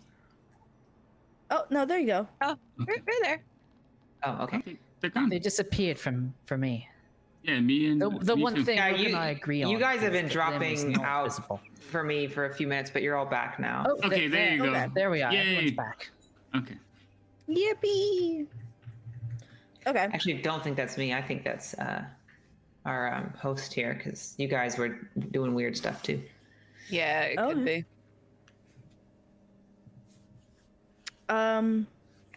Okay. Theo. Rook seems to apologize. Cass has that look that looks like he farted. He didn't, but that's the look. If he did, it would just be like compressed inside of his plate armor. It would have this metallic sound, It's just like ping. like a hollow drum.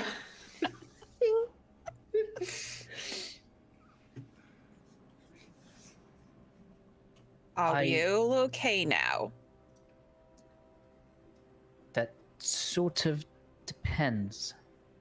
I accept your apology, and I am happy to discuss the things that I know. But before I do so, I want it to be very clear that I am discussing it out of friendship and not out of response of any sort of threat.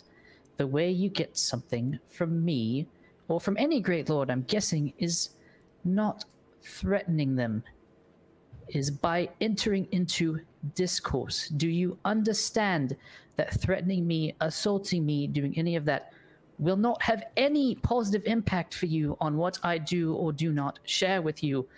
Are And you will only serve. truly lecturing me about Great Lords? Oh. Do you forget who I really am? I've seen what Great Lords do. I've seen the stabbing in the back. So, You threatened me Spare me. anyway, so clearly you don't. I'm tired of this. Can we just get it over with? Can you just accept the apology? Can we discuss it like normal adults? Because we're all We have really to get like moving soon. Like we have to leave. Like we have to just get over this little hump that is taking place in front of us. And frankly, I'm very curious what all this is about. Me too, a little bit. I was happy to tell you, but I'm not really now. Theoden, please, for the love you of see- Remir, just say it. Willow is pissed. She just fucking throws everything that's on the table and she goes, "Figure it out. We're leaving in 30 minutes. That should be enough." I'm gonna turn and walk Fucking away, imbeciles. and as I pass Daisy, I'm just gonna ask, so you can bring him back, right? Yeah. Well, I He's need to over here know. eating breakfast right now, so.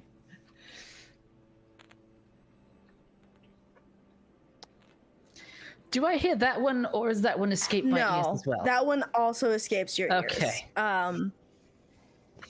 We're gonna take a break as one of your guards goes over and taps another, having the space filled out, and your guard begins to walk in the direction of Milosh Grish. We're gonna take a break. Come back in 5 to 10 minutes and see what happens. I'm gonna have to talk to a few of my players, see if I can resolve this. or see what's going on here. That was super fun. That was bananas. I'm gonna be honest, that was bananas. So come back, you know?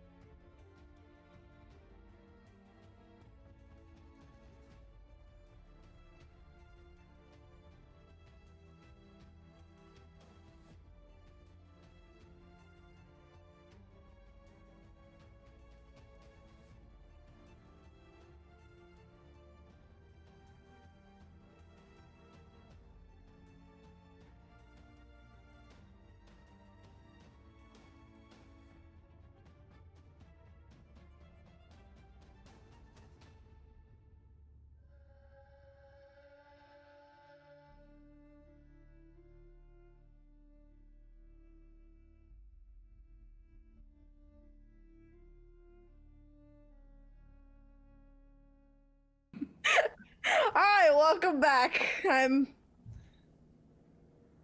We're a family. Welcome back. There was a whole lot of um anger and Drama. threatening and drama. So if you want to watch that, just go back a couple hours. So we're gonna start with Daisy May. Everyone's off doing their thing. Daisy, you just watched this happen. You kind of interjected a couple quips here and there, but meh.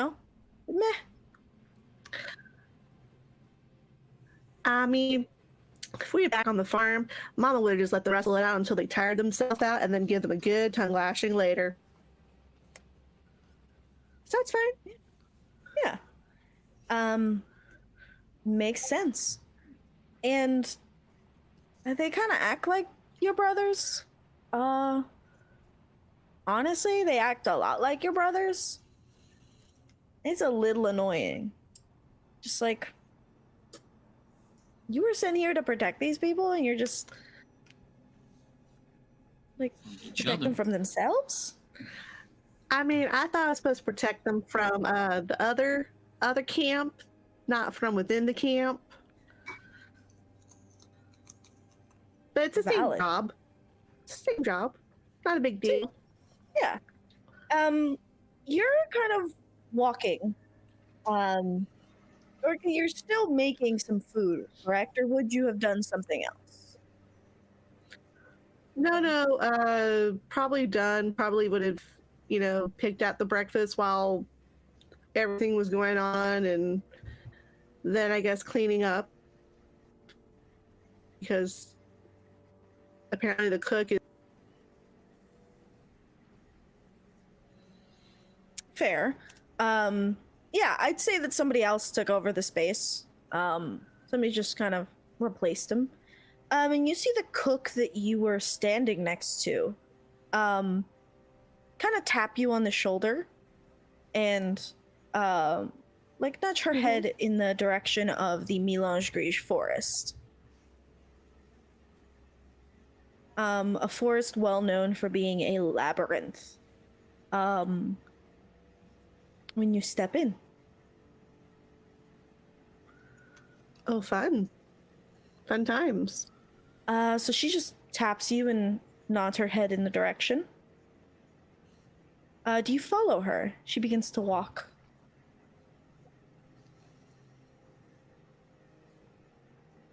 Oh. Did Fury pause for anyone? Yep. She's been kind of in and out. Uh-oh. She disappeared entirely for me. Fury, She's got Well, I mean, the- my stuff sorry, the pretty much meat packed disease. up. It's just one bag. if you want to hop out and hop... Oh, there we go. While that's getting sorted. Euphemia, what are you doing? You had these children squabbling. It's literally like my twins fighting, so yeah. I think everything Euphemia good? is like... Hello? Hi? Hello. Euphemia is going Hello? to pack up like things. And she's also sort of going to be keeping an eye on both Rook and Theoden. She's very worried about the whole situation. It's causing... she tried to like play it off, but she is actually concerned that this is going to be a bigger problem than it should be. Okay. And that is entirely valid.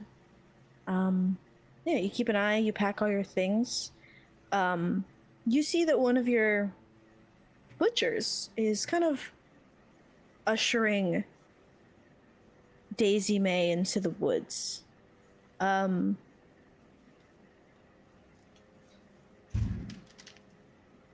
Daisy May, you grab your pack.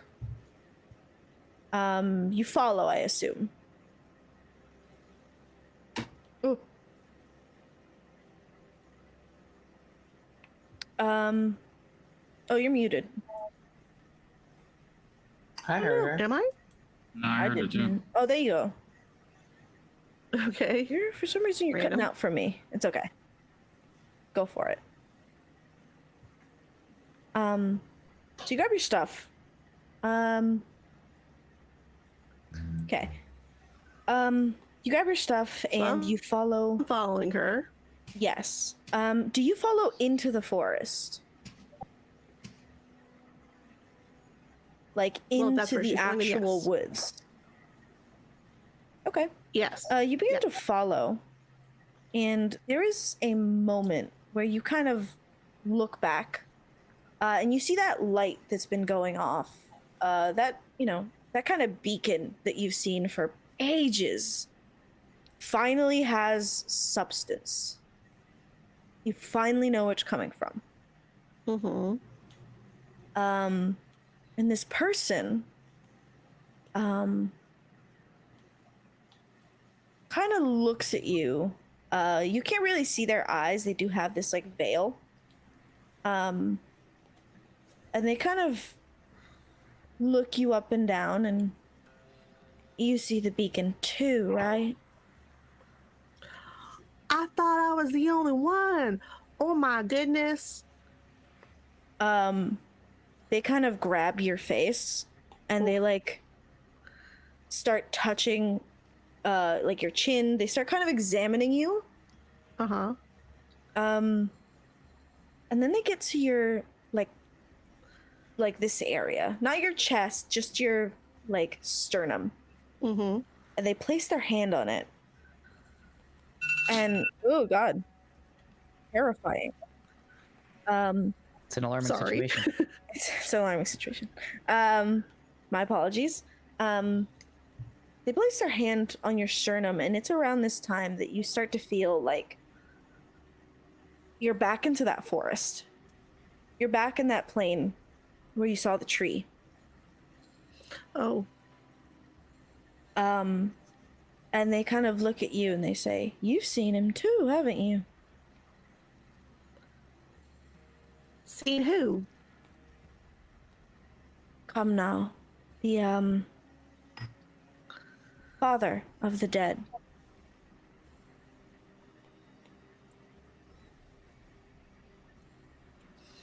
I don't know what you mean. I mean, I've been able to see the light since I was like 6 years old.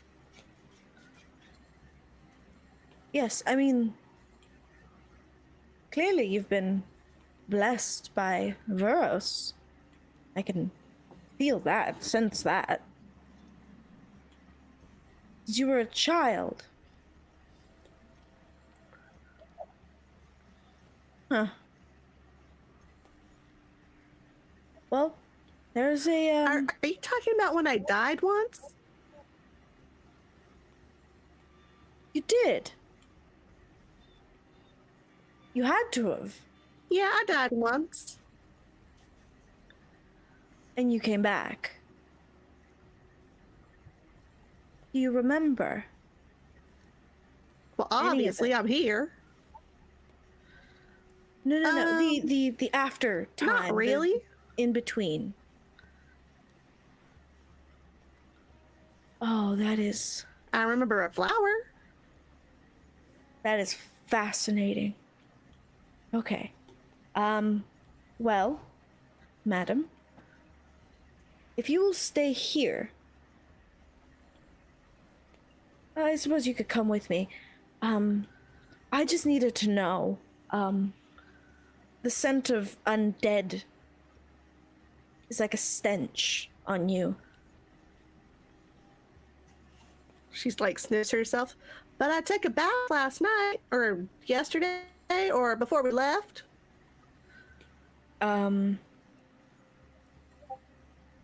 She kind of yes.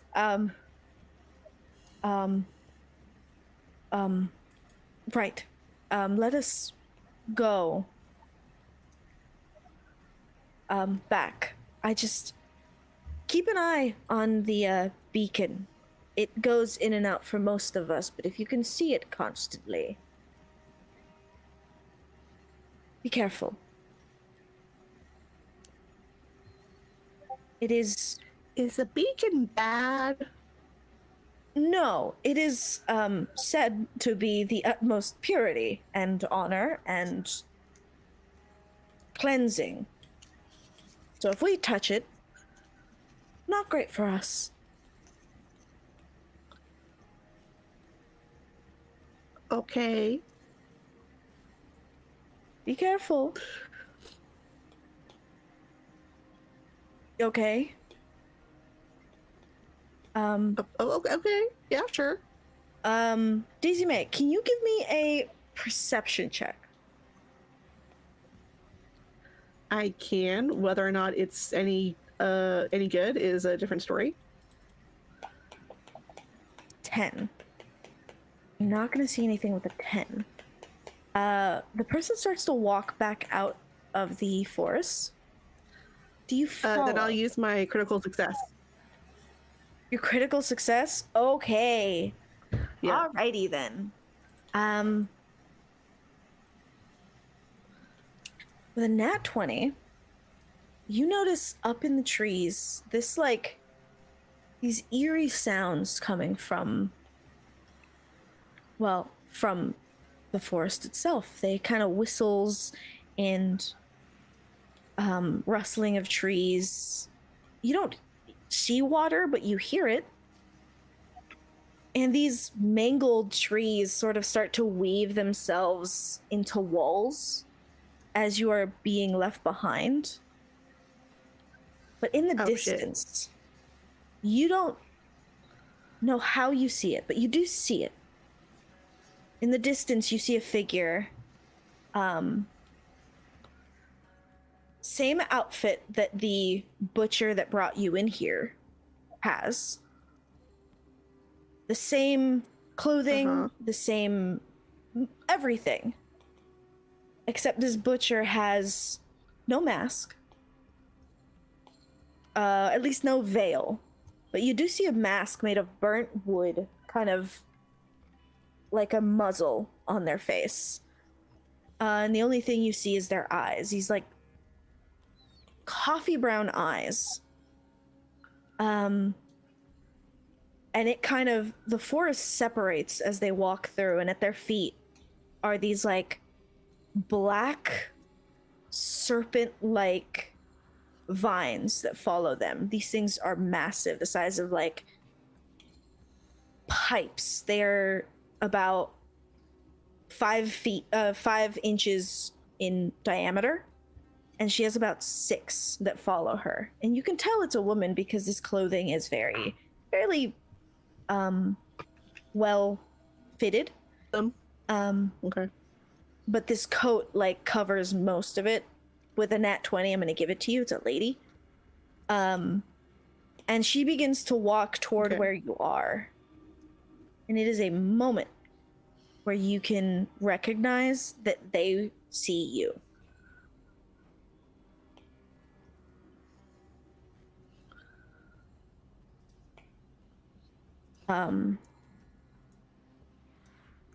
So we're making eye contact, Yes. right? What do you do? Did you get lost? Daisy May's gonna call out to her.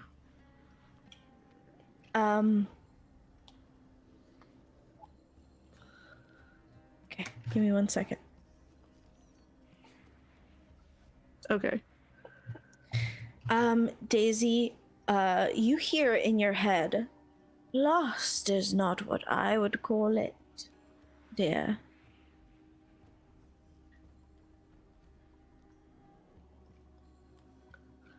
Oh, good gracious. He was right. I hear the voices. I exist here. Now, if you want to turn back and wait for your people, that can be arranged. If you stay here, I will leave you to the trees.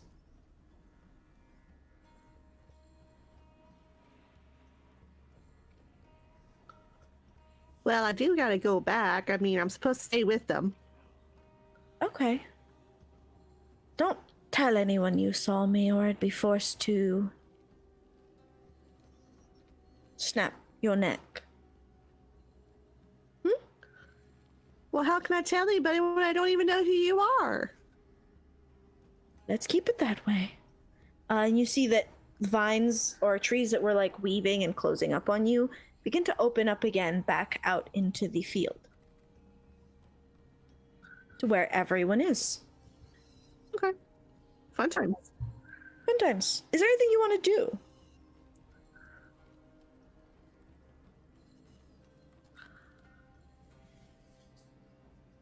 Anything that I want to do? I mean, there's a lot of Yes. things I want to do. Anything that I'm going to do is completely different.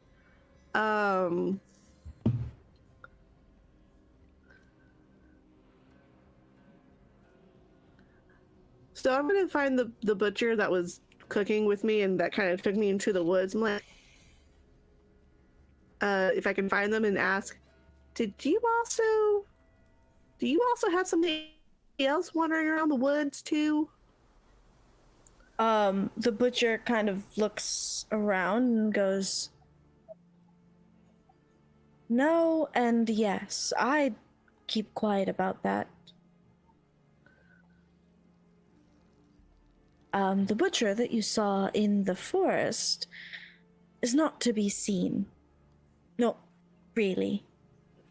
Seen. Oh, they're not doing a very good job then if I saw them. They did an excellent job. You just got lucky.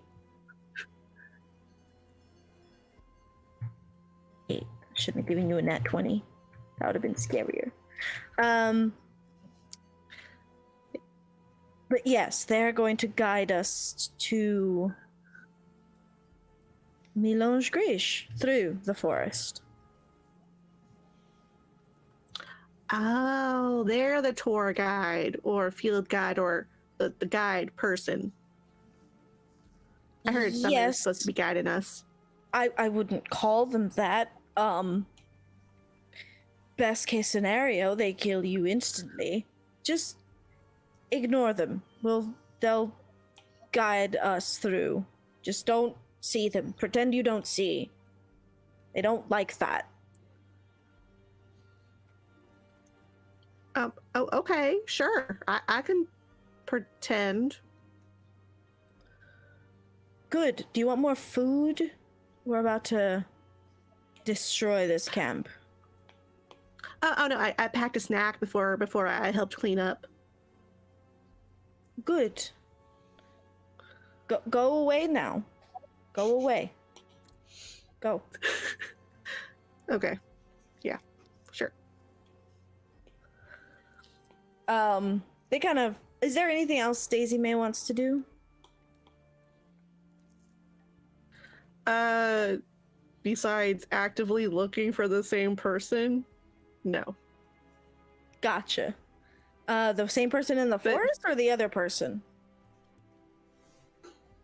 Same person as the forest, but also kind of trying not to look at them. Like she wants to see if she can spot them, but then also not, eye contact.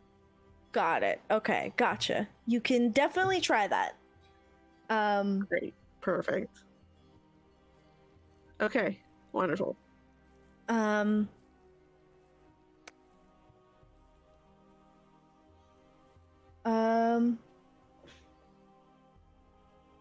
Fury, if you can hop out and then hop back in, please and thank you. So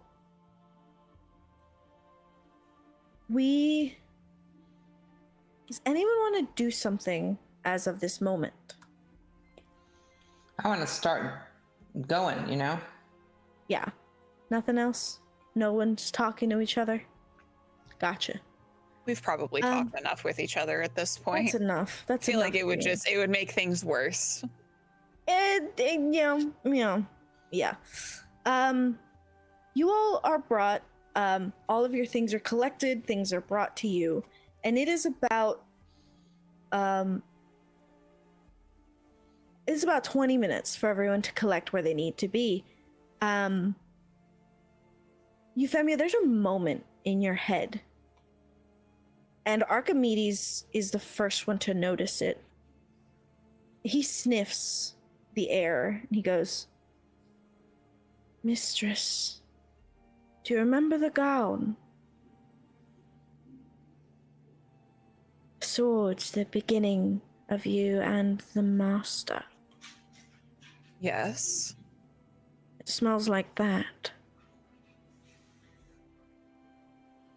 The damp, the dead, the blood.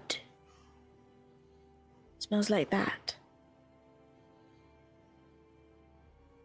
Am I aware of who he's referring to? No. You do remember someone probably doing that? But as far as, like, knowing who it is, I would not say that you know. Guys, hydrate, please.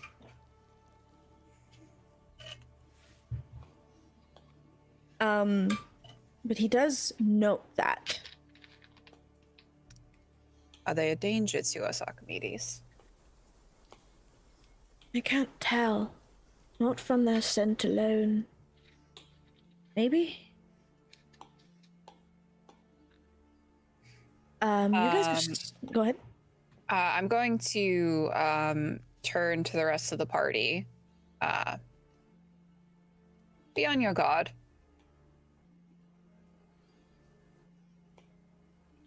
Always am. Archimedes smells something in the air. Not quite right.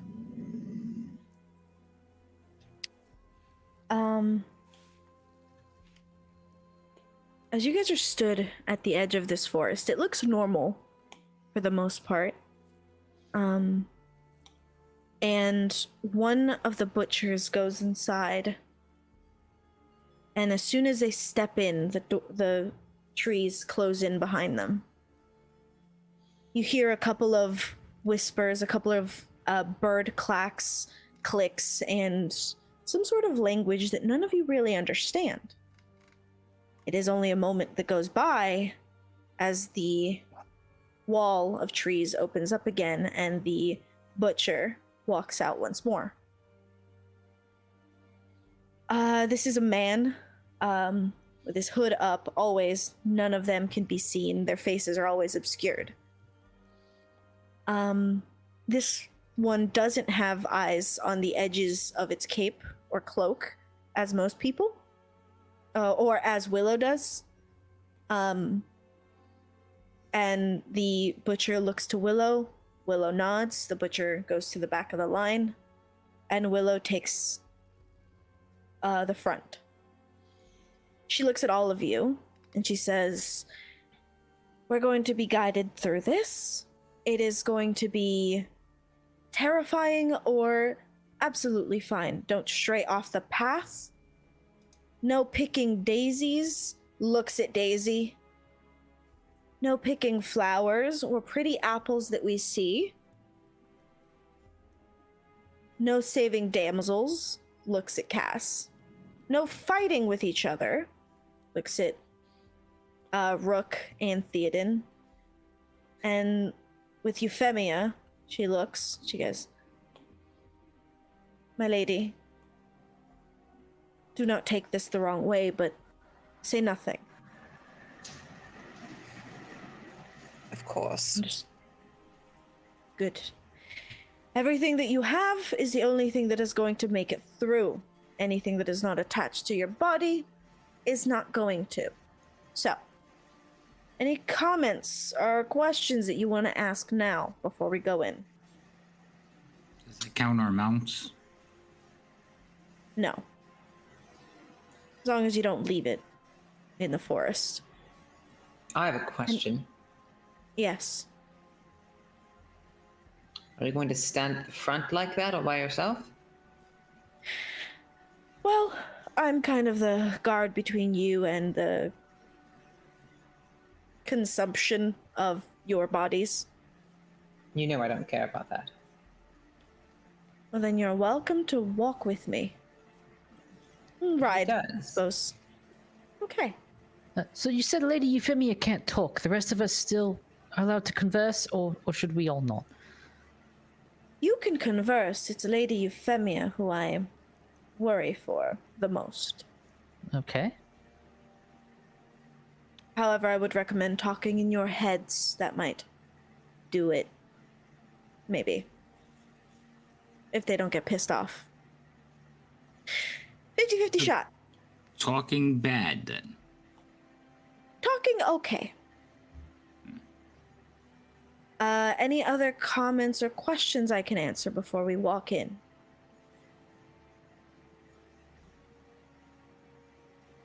No? As you guys walk in, Willow is the first. She raises her hands. And it looks like she splits open the trees. And as they kind of open up at her feet, you see two large serpents that wrap around her and like sniff her face. She is not easily scared, but these things terrify her a little. Cass, you are at the front with her, so these things wrap around you as well and sniff you. They look back at everyone, and one of them hisses out, "Is this all of you?"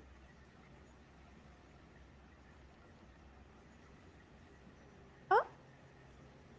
Ah. No, not to talk. Yeah. Oh. No one?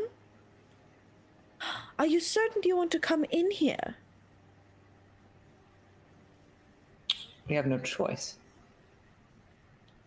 Both serpents wrap around Cass, quickly, kind of constricting you, and one of their heads kind of goes to your cheek as it like hisses out and opens its mouth. One of them knocks the other one with its tail. And in the trees, you hear rustling, almost as if somebody's running in them. The serpents follow, let go of Cass, and they go, "Talk back, not boy. We can figure this out on our own. Just follow, and don't step on the tails. We will get hungry if you do that." And these serpents, kind of winding between each other, begin to make their way through the forest. Willow steps in first. As much as Cass wants to stay next to her, he does. She does. And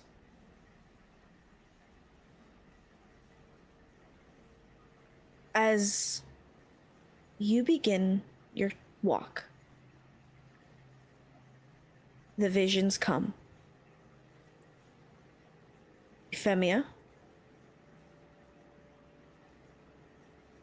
you see Ada in the distance,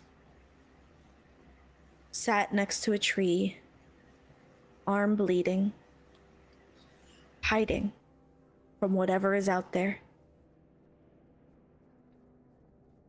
Rook, Anthin is scared, terrified even, as you see this big hulking figure, the shadow, follow her. Cass, from in front of you. Actually, let's go with Theoden first. Theoden, you see your brother looking back at you, bloodied, just as you left him on the ground. But now he stands. Allegedly.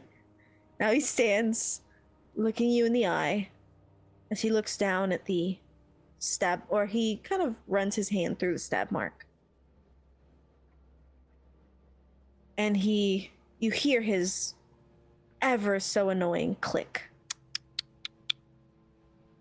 "What did you do to me, little brother?" Daisy?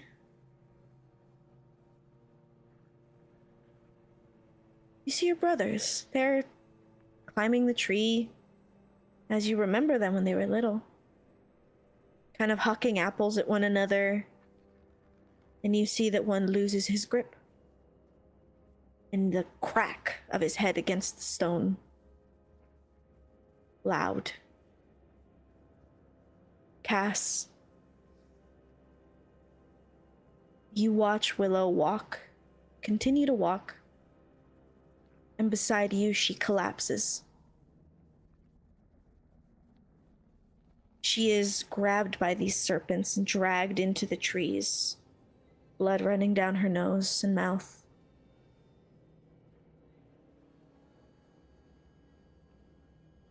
And it is visceral, the way these things tear her apart.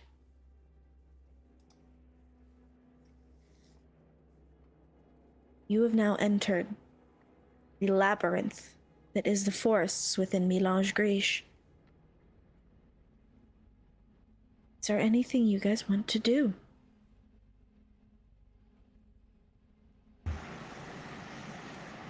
Get out quickly. The serpents continue after they In have here. consumed. The serpents continue after Cass, what you see is the consumption of Willow. They continue on.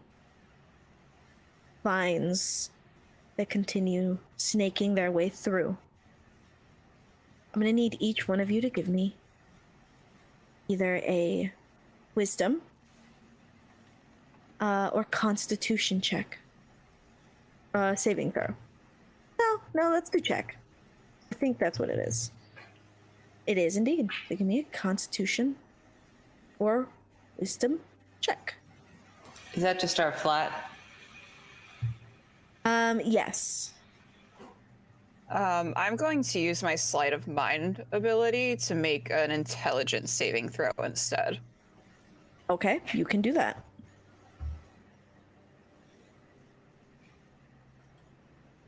You said I had a natural 20 that I could still use.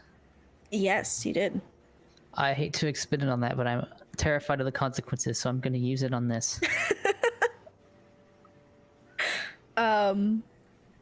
Okay, so you have a nat 20. Daisy May. I'm gonna hold on. I want to use my Pie's protection to re-roll that. Okay, you can do that.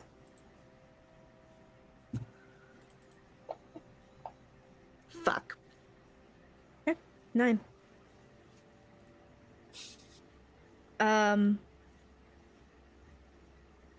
Okay. All right.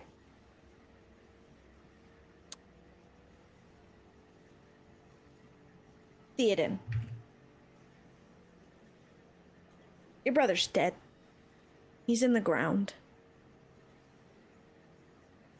Whatever the hell this is, it's not him. But it's making a very clear picture of what he did look like.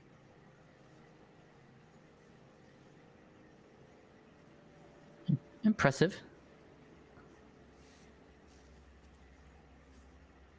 As you break through, you kind of look ahead and you see Khan kind of ushering you toward where the serpents are going. This is maybe a few months ahead, as she is swelled with child. She is big. As she continues her waddle with the serpents, kind of kicking one as it hits her in the leg. Okay. I guess I fall. Do I just see her, or do I see the serpents as well? You see the serpents. Okay, so I'm roughly aware that this is probably where I do need to go. Yes. Okay. You're roughly aware that this is probably the safe path.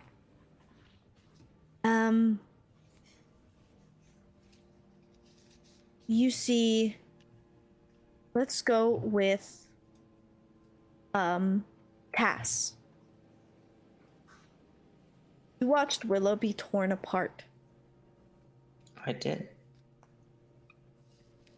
You had no reaction, and after they do, He did, but it wasn't. He didn't like. He's pretty stoic. He felt something. he saw it, and it felt not great, I assume. Not great. But it's almost like it was a flash of what's to come. Perhaps something that isn't gonna happen at all. Maybe a hallucination. As you blink and Willow is back next to you. Kind kind of in her own cathartic state, looking ahead. What do you do? I don't know. Actually, yeah, no, I do know. He would get out some kind of. I'm sure he has like a religious token on him, like a, Yeah. like, you know, and he'll get that out and start praying to himself, but very quietly, or maybe even just in his head. Yeah. You can do that. You begin praying and hoping to get through this. Okay.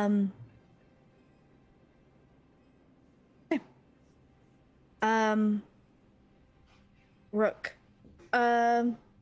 Euphemia, actually. Euphemia, you see her in the distance. You know it's her. But she couldn't have made it that far. As much as you love your sister, she was sick. She always was. And this can't be her. Because she's dead.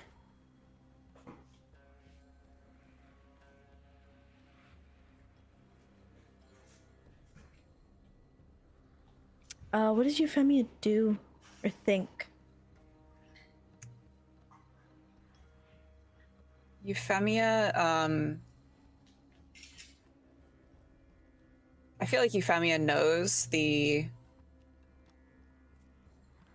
illusions and magics quite well. She's very used to throwing up illusion magics. And I think even though she knows logically this is not her sister, her eyes still stay on her because this actually could be the last time she's ever seeing her sister and what she might perceive as being alive. It is that moment of clarity where you know it's a lie, and you keep your eyes on her, and the vision changes. And now she stands in her gown, that gown that you know she likes so much that she spent days on before you left for the Horde. And she walks with the serpents, kind of petting them, talking with them. You can't hear her, but you can see her.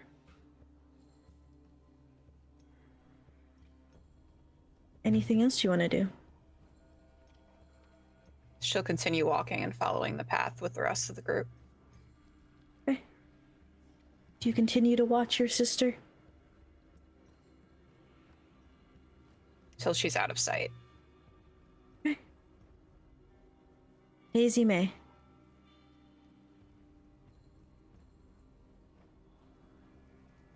You heard the crack. And you remember what that crack sounded like. You remember what it felt like. And now the little And one. seeing that it was one of my brothers that fell, I'm like, no, that's not right. That's not how it happened. You see your own figure kind of running toward your brother as you kind of shake him to wake up, and he doesn't. You place your hands on his head, holding it up, and he slumps down. And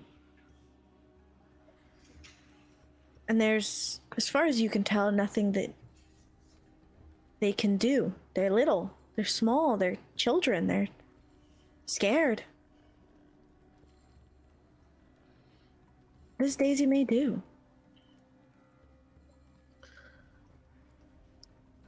She'll scream out again, that's not how it happened, because she was the one that fell.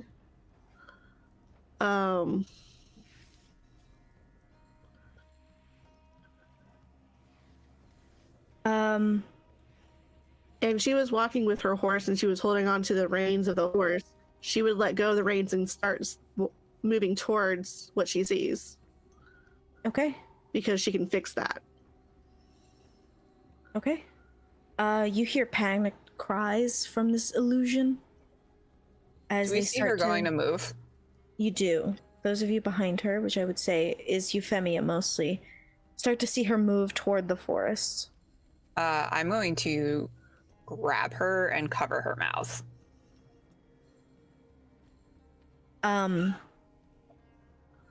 As soon as you do that, you grab her by the mouth.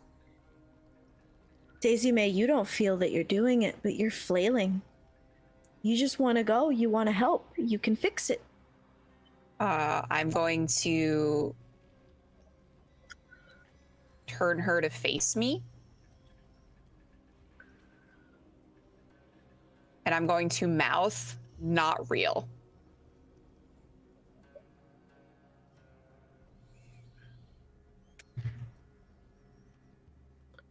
You see Euphemia mouth this, but it seems real. Feels real.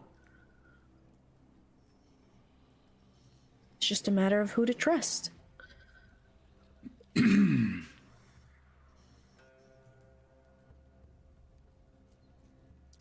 If you want to try to break out of it again. At this point, Daisy still break out of what, the illusion or Euphemia's grasp? Either one. If you want to break out of the illusion, you now have advantage because Euphemia is telling you what's happening. Okay. So you're just gonna roll same thing with advantage.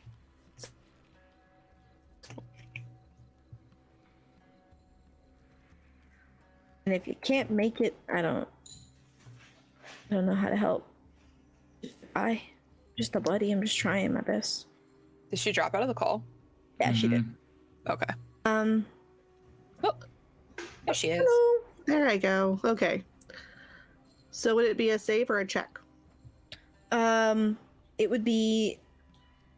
I'll say this time it's a save. Good, because that's a bigger bonus. Gotcha. Okay. 24. 24 does it. Euphemia tells you, and a couple of blinks, and those figures are gone, and you know they were illusions, but they felt real. Okay.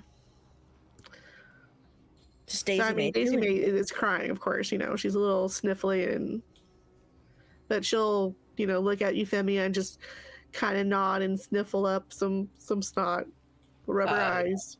Euphemia is going to kind of hold Daisy May and wipe the tears, and then once she gets the nod that Daisy realizes it's an illusion, she'll sort of turn her back around and usher her to keep walking. Fair enough. Yes.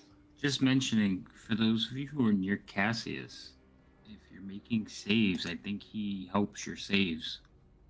Cass is in front of everyone, so he can't. Oh, he's too far away? Yeah. Okay. Which is why I didn't bring it up, is because he was just a little too far. Because Willow does have to be about 30 feet ahead of everyone.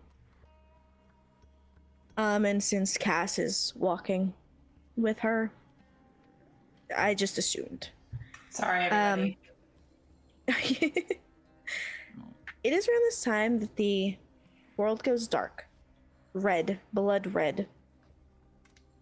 The trees are no longer providing any kind of daylight. It is all red. Bloody. And the trees start to weep this bright red sap. You hear the shuffling of skeletal figures as they start to line the sides of your path. You can smell the decay and figures, massive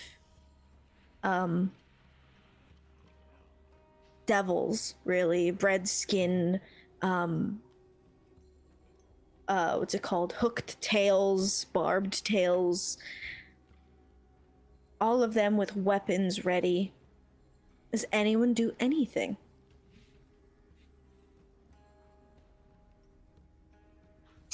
I don't know. Were we prepared for this? Like, did we expect this, or is this completely out of the blue? They did not tell you what to expect. They just told you that you have to be ready. In all clarity, they did not even know what to expect. And so they could not warn you what to expect. So this could be real, this couldn't be. And for those of you who know, actually, I'll give a nat 20 to whoever can tell me why these forests are like this. Or no. What? Said I'll give you a nat 20 if you can tell me what these forests are and why they're dangerous. Like, In Technic? there's tech. No, just like in the world. because it's next to the footsteps of the spring or whatever. No. Yeah. Okay. Take your nat 20. Hehehe. It That is. means nothing It to me. is. So the footsteps of spring is where it's supposedly the goddess of nature came and stepped on this earth or this planet and blessed it. The only issue is that her form of nature is all encompassing and takes over most things. And so this forest was created to protect whoever is in here, whoever resided here. And so over generations, druids of the Linnaeus family were able to harness the power to change the forest for their own benefit. Problem is, if you don't have a Linnaeus druid with you, this forest becomes a labyrinth. No one's really sure what that means. That is just how it's described. So does anyone do anything up to this point? Yeah, Cass is stupid. He's not gonna fully draw his sword, but he's gonna put his hand on the hilt and kind of start to, and then hesitate. If somebody wants to stop him, they can. If they don't, he may continue to draw it. Okay. Willow is not going to stop you. Then yep, he'll draw his sword then. Not in a threatening way, like more in like the way a cowboy has their hand hovering over their gun. Yeah. Gotcha. Okay, you can do that. Hold on. After the whole thing with the horrifying, I guess, visions, Daisy May is going to cast Calm Emotions. I'm seeing if there's a limit to how many people. I mean, it says strong emotions in a group of people, each humanoid within a 20-foot radius sphere, so a 40-foot diameter, centered on a point, blah, blah, blah. So us. Okay. So yeah. I would say that you can get between the entire party. Mm-hmm. So you would have to be walking a little bit behind Willow and Cass, but you can get everyone. Okay. Okay. So what does that do? So that will suppress any effect causing the target to be charmed or frightened. It also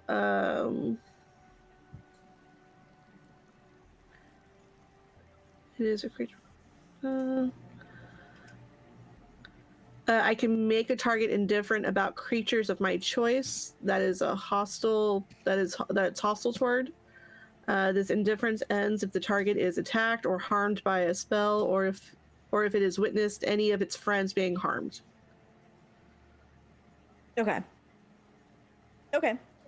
Well then, That's really cool. I can drop the save on everybody to see. I'll say that you can. I assume most people will accept it willingly, but you can drop it if you want. Unless someone's like, I'm not okay with that. I feel magic, I say no. I'm okay with it. Cool. Does it feel like friendly magic? Can I tell that it's coming from a friendly source? Yeah, Okay. it's friendly magic. I'll say it's like a warm magic that comes from Daisy.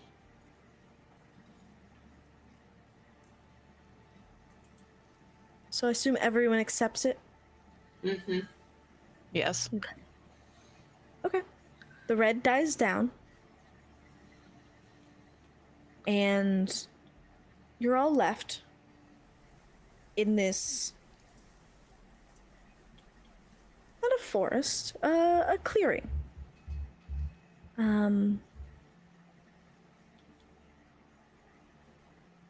As the serpents stop and surround the middle, and they begin to kind of alternate directions, sniffing the air. I need everyone to make me a perception check.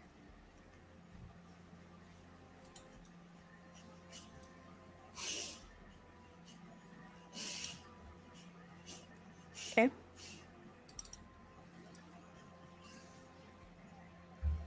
And my rolls have been fire tonight. I hope that's continues. Beautiful. I mean, I have the excuse that I'm casting a spell right now, so I'm not concentrating on anything else. Yeah, very true. A modified 20 would have gotten you where you need to go. The highest thing you guys have is a 19. Should I use the 20? I'd like to be on Lost, please. You don't know if you're lost.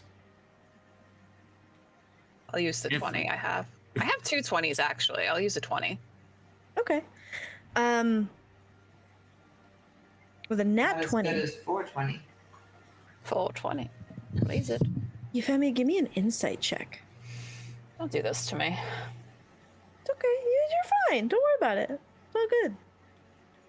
It's 12. all good. I don't. Your calming voice does not mean that like I'm chill. You know. It's all good. It's fine. What do you mean? That scent that Archimedes was talking about, you smell it now. And your eyes gaze up into the trees, and you see what nobody else seems to see. Within these like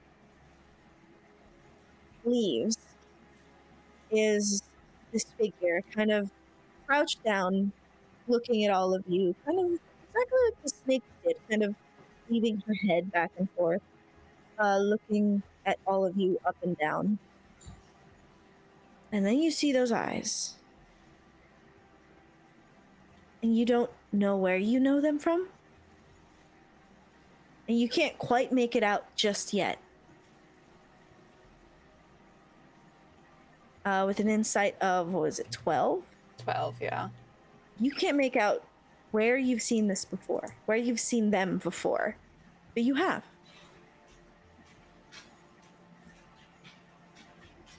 And they don't notice you take note of them.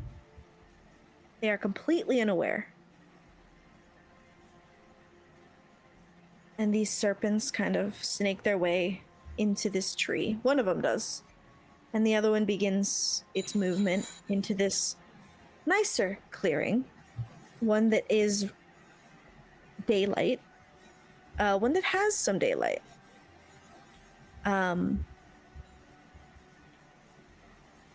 Is there anything that you say or do, Euphemia? What do you... Do I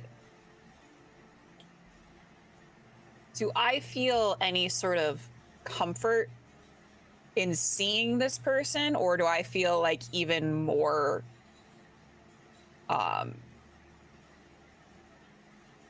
like unease? I would say that you feel... Initially, you feel comfort. And then it kind of turns your stomach a little. You're not sure why, but there is recognition and then dread.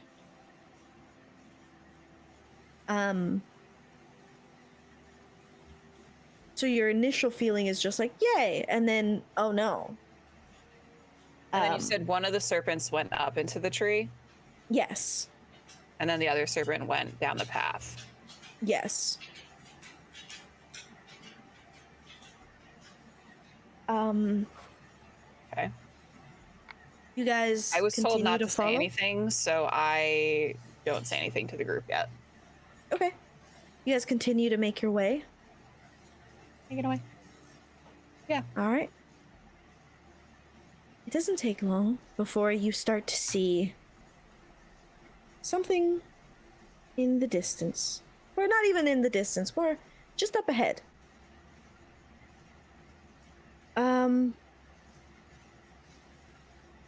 Euphemia, you've been here before. Lagul Far Blach, which is just a weird way of saying the Linios Castle. It is nestled between ever-changing hills in the forests of Milange Grige. There are 3 concentric castles on 3 different hilltops. The center structure is taller than the rest, and are all connected by trees that bend and weave together to create bridges. The 3 castles are considered one large palace. The wilds seem to cradle every structure and pillar. And from afar, from where you guys are, it looks like a wonder of the world. It looks almost as if nature itself has created this home. Built to take care of whatever lies here.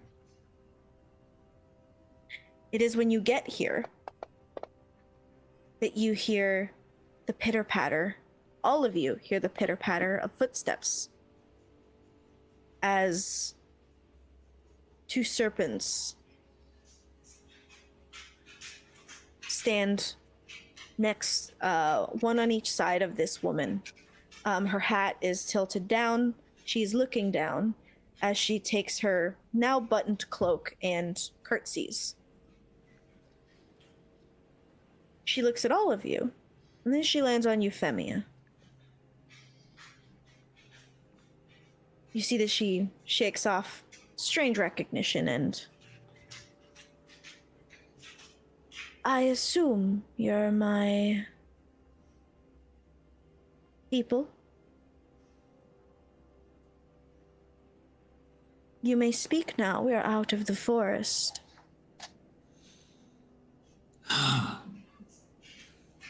Simple. Are you holding your no? breath? No. No.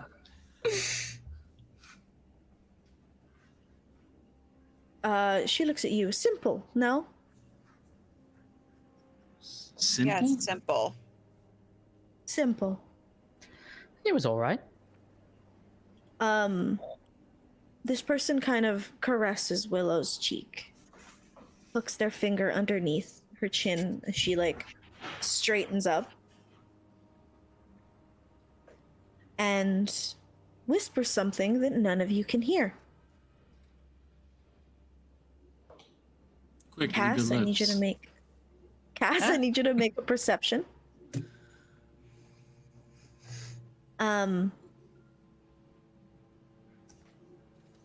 But as she steps away,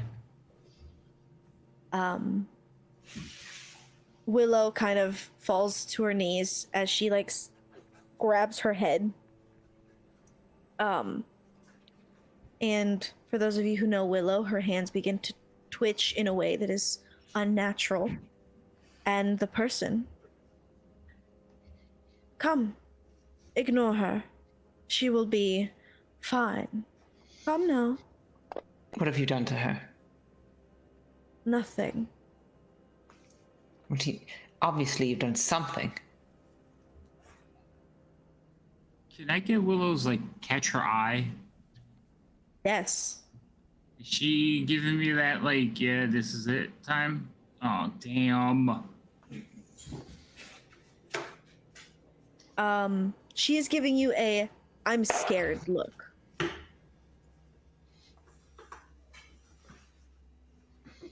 So I'm gonna roll for Willow. Okay. Cass is getting more upset that they continue to deny it, and he shouts at them, what have you done to her? They just keep walking, these serpents following after. And you see that the red swords and the Vesemir soldiers follow along. Theoden, your charges, or the people in charge of you now, your protectors wait for you. And they begin to point you in the direction of where you're supposed to go.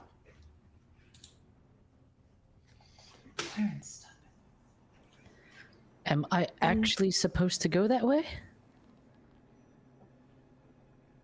You assume so. They said you were out of the forest.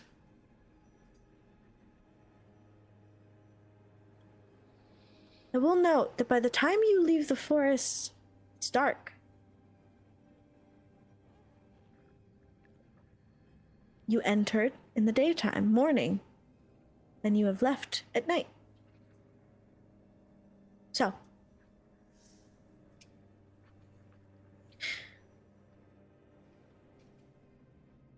Willow is curled up. Her head is now, she's grabbing onto her head. Cass, who is anyone near her or holding her or anything? I'm not holding her, but I am, like, intently looking at her. Cass would be bending over to cradle her at this point.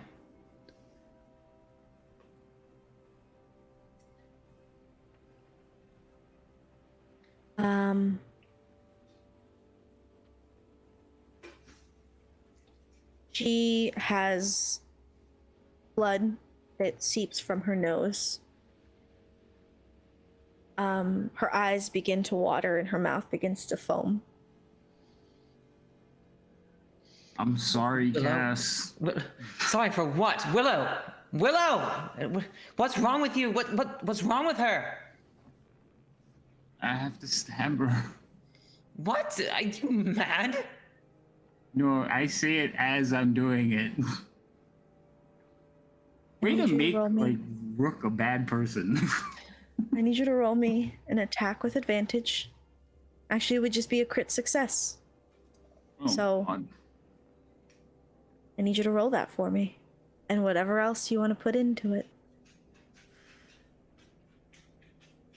I don't want her to suffer, so I will probably load it up. Okay.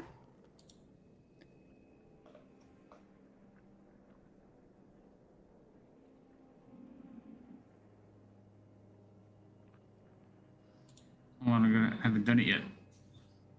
There it goes. Okay. Cass, she cannot respond. She cannot say anything. She is seizing.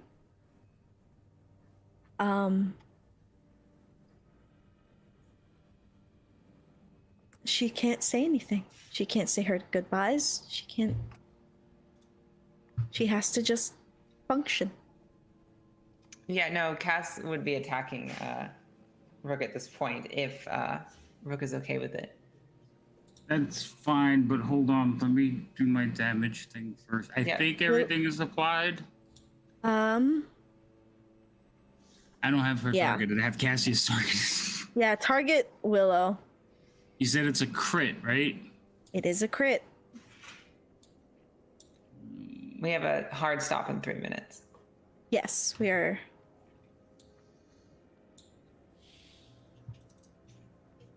Whoa.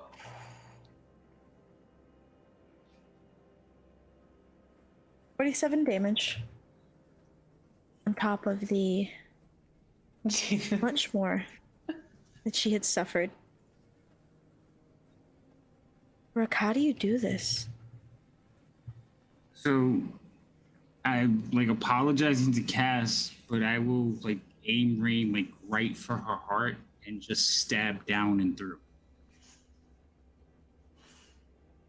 You stab right into her heart, through, and it kind of digs into the ground. And you see that while she's not dead yet, you see that the blinking of her eyes as she starts to fade. And she shudders. And she looks at Cass. I think this is how the contract ends every time.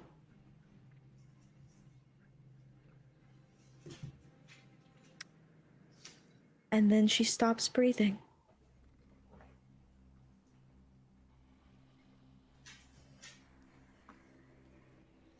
And that's where we're going to end the session. Yeah, we're gonna have to end it there. Thank you guys for watching. I hope you guys like this. I hope you guys enjoyed this. I know it was a lot of fighting. I think we all came together at the end. I think it was fun.